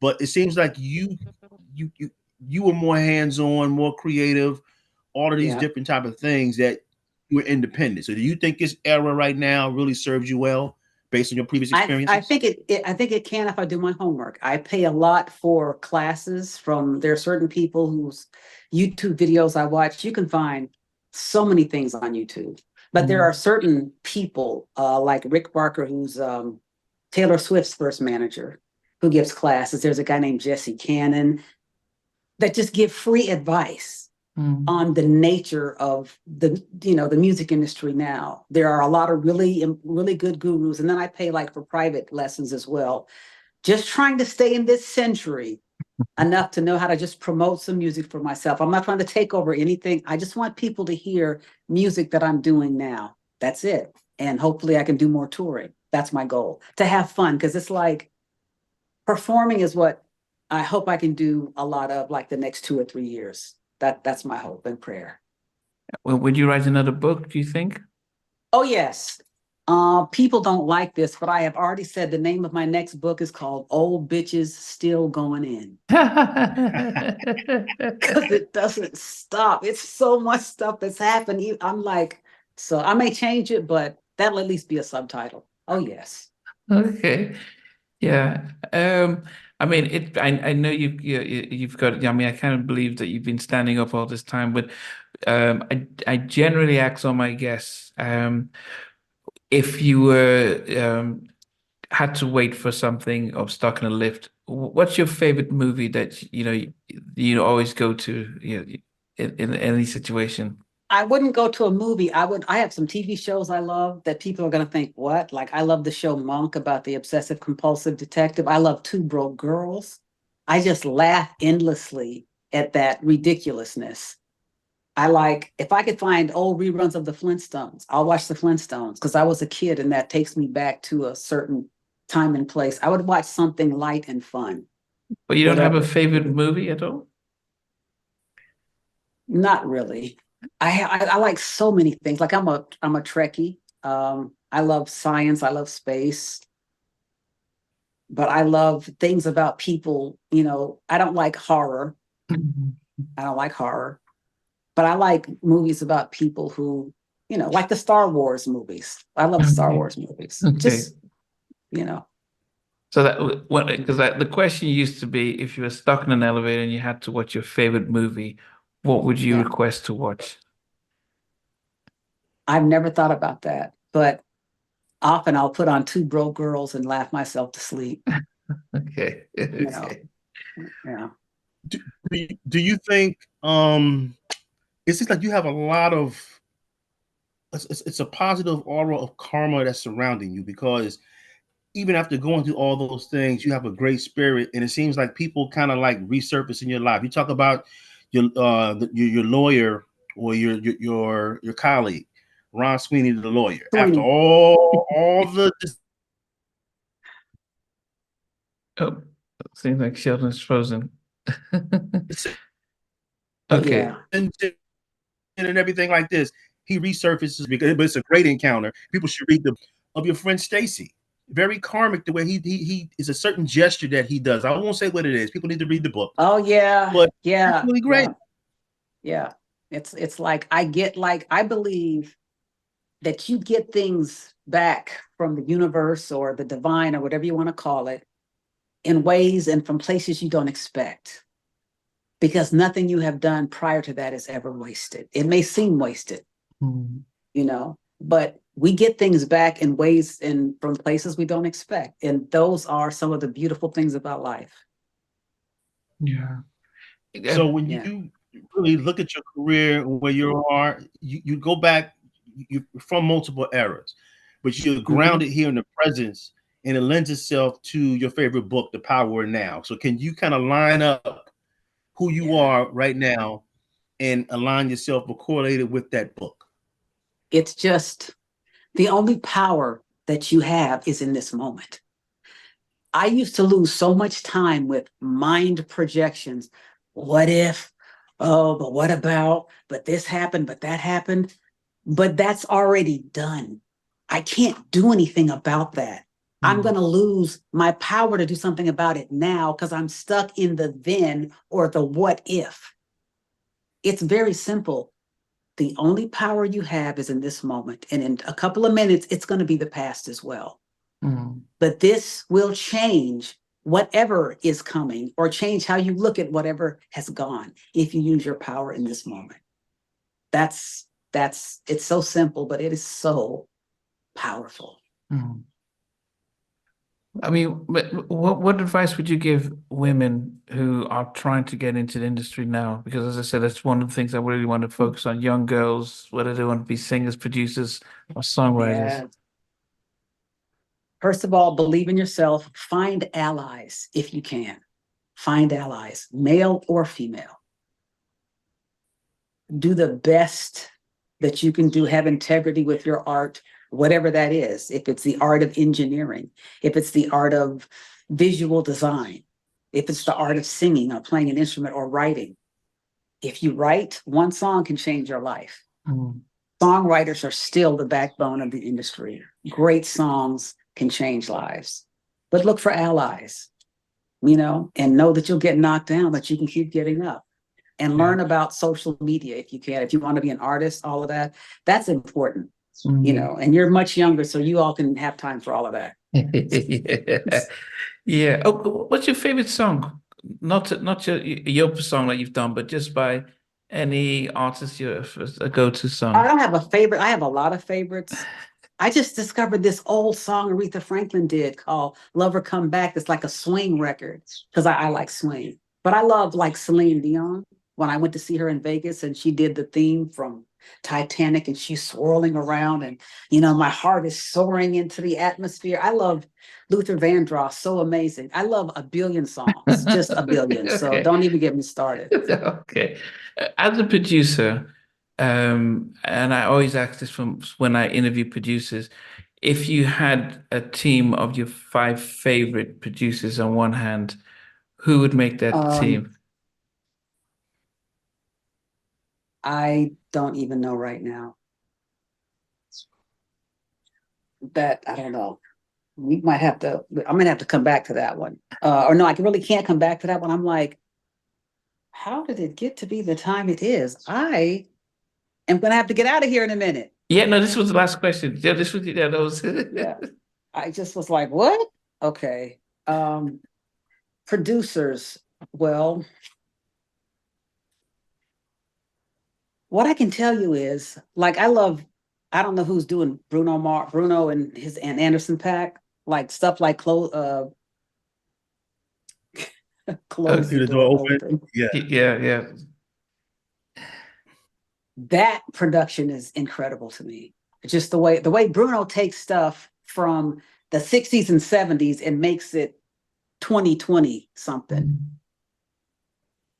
But they don't even put credits on things anymore. So I'm like, I don't know who's producing what. I don't know who's producing what. Yeah. Okay. Well, it is. I know we had our little bumps along the road, but it was really impressive. At least we managed to capture a lot of things, and I know you've got a busy schedule as well. But definitely appreciate your journey and your story.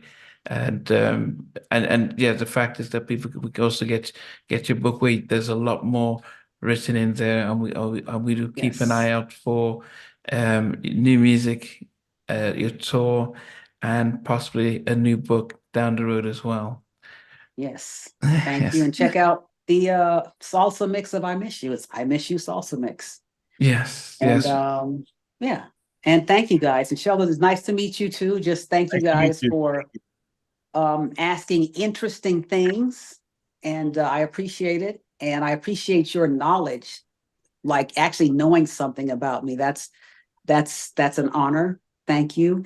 And I'm gonna go drink 5 gallons of water because I gotta start again in a second. Yeah, it's right.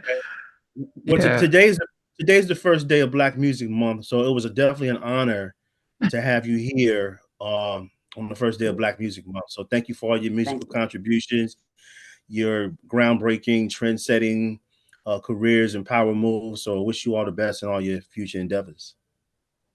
I appreciate that. Yes, Thank you so much. And I'm shouting You're out to welcome. Shannon, who's been hiding in the background. Yes. As well. Yes. Decent entertainment. Thank you, Shannon. Hey guys, thanks for watching. Thanks for being a part of Halftime Chat. Please remember to subscribe, share, and comment. But most importantly, why don't you become a member of Halftime Chat? We've got amazing videos, amazing perks, and being able to support the channel. But anyway, thanks for watching. Take care.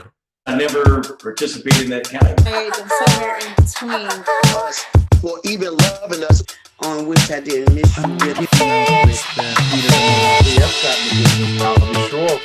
What was it like growing up? She's still making an impact on 4 houses down.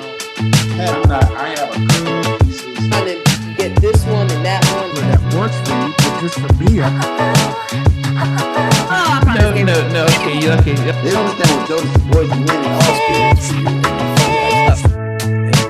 Play it. I mean, I love all different genres.